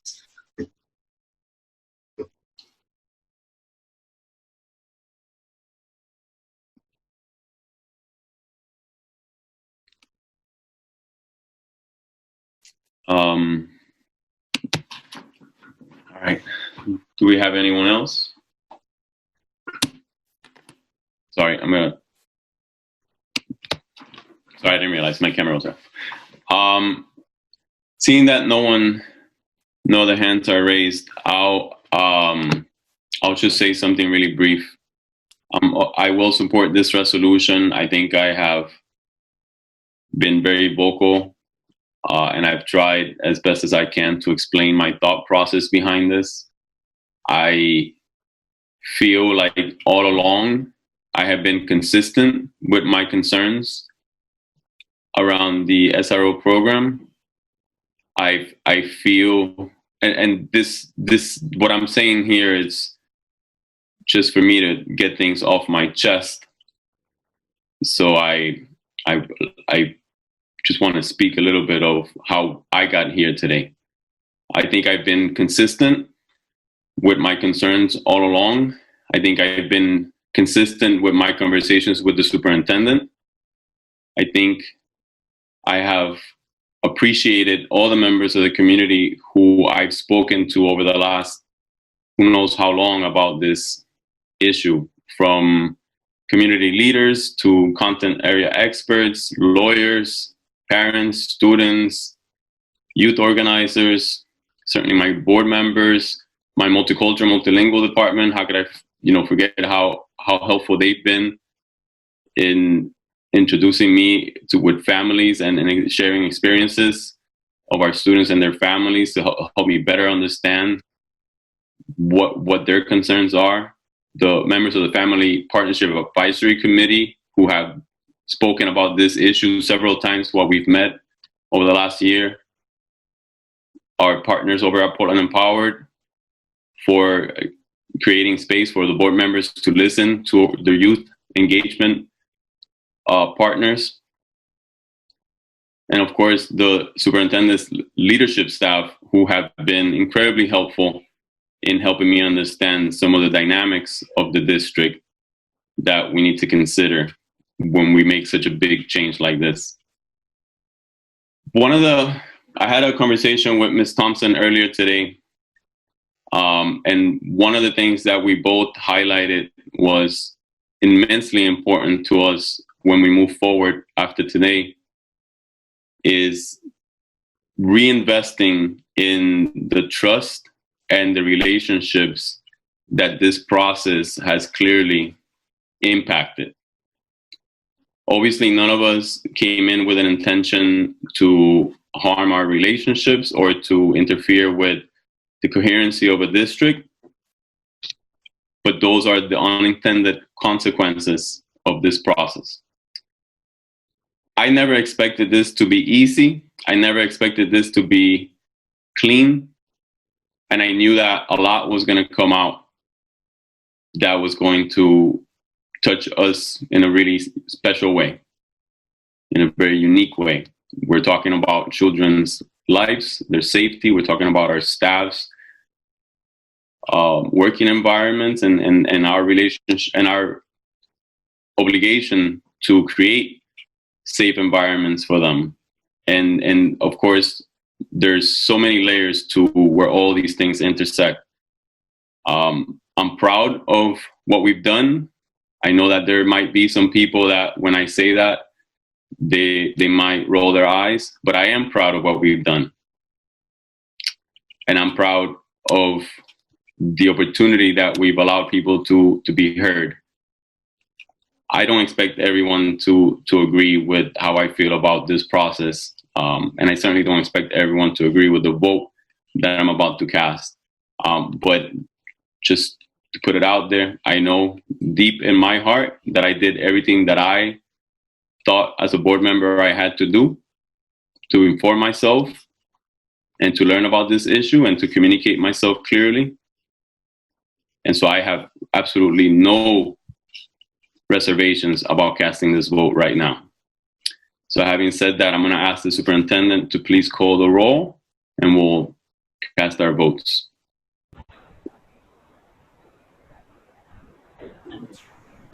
Mr. Atkinson? Yes. Mr. Balfons? No. Ms. Bondo? Yes. Mr. Burke? Yes. Ms. Figdor? Yes. Ms. Morioni? Yes.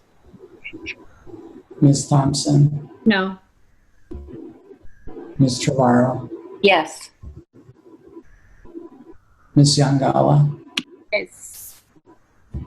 And Chair Rodriguez? Yes. So the resolution passes with a 7-2 vote and the student voting with the majority. Before I ask for a motion to adjourn, I'm going to ask for the superintendent tomorrow when he and I meet to debrief on this. And after that, I will send out a email communication to the board just expressing a few other thoughts about tonight's meeting, more specifically our processes. So I look forward to sending that information and touching base once again. So having said that, if we can have a motion to adjourn the business meeting. Ms. Trevorrow, second by Mr. Atkinson. All those in favor, please indicate. And that's unanimous. We've adjourned at 1:07 a.m. on Wednesday, July 1st. Took us a whole month. Have a good night, people. Get some rest.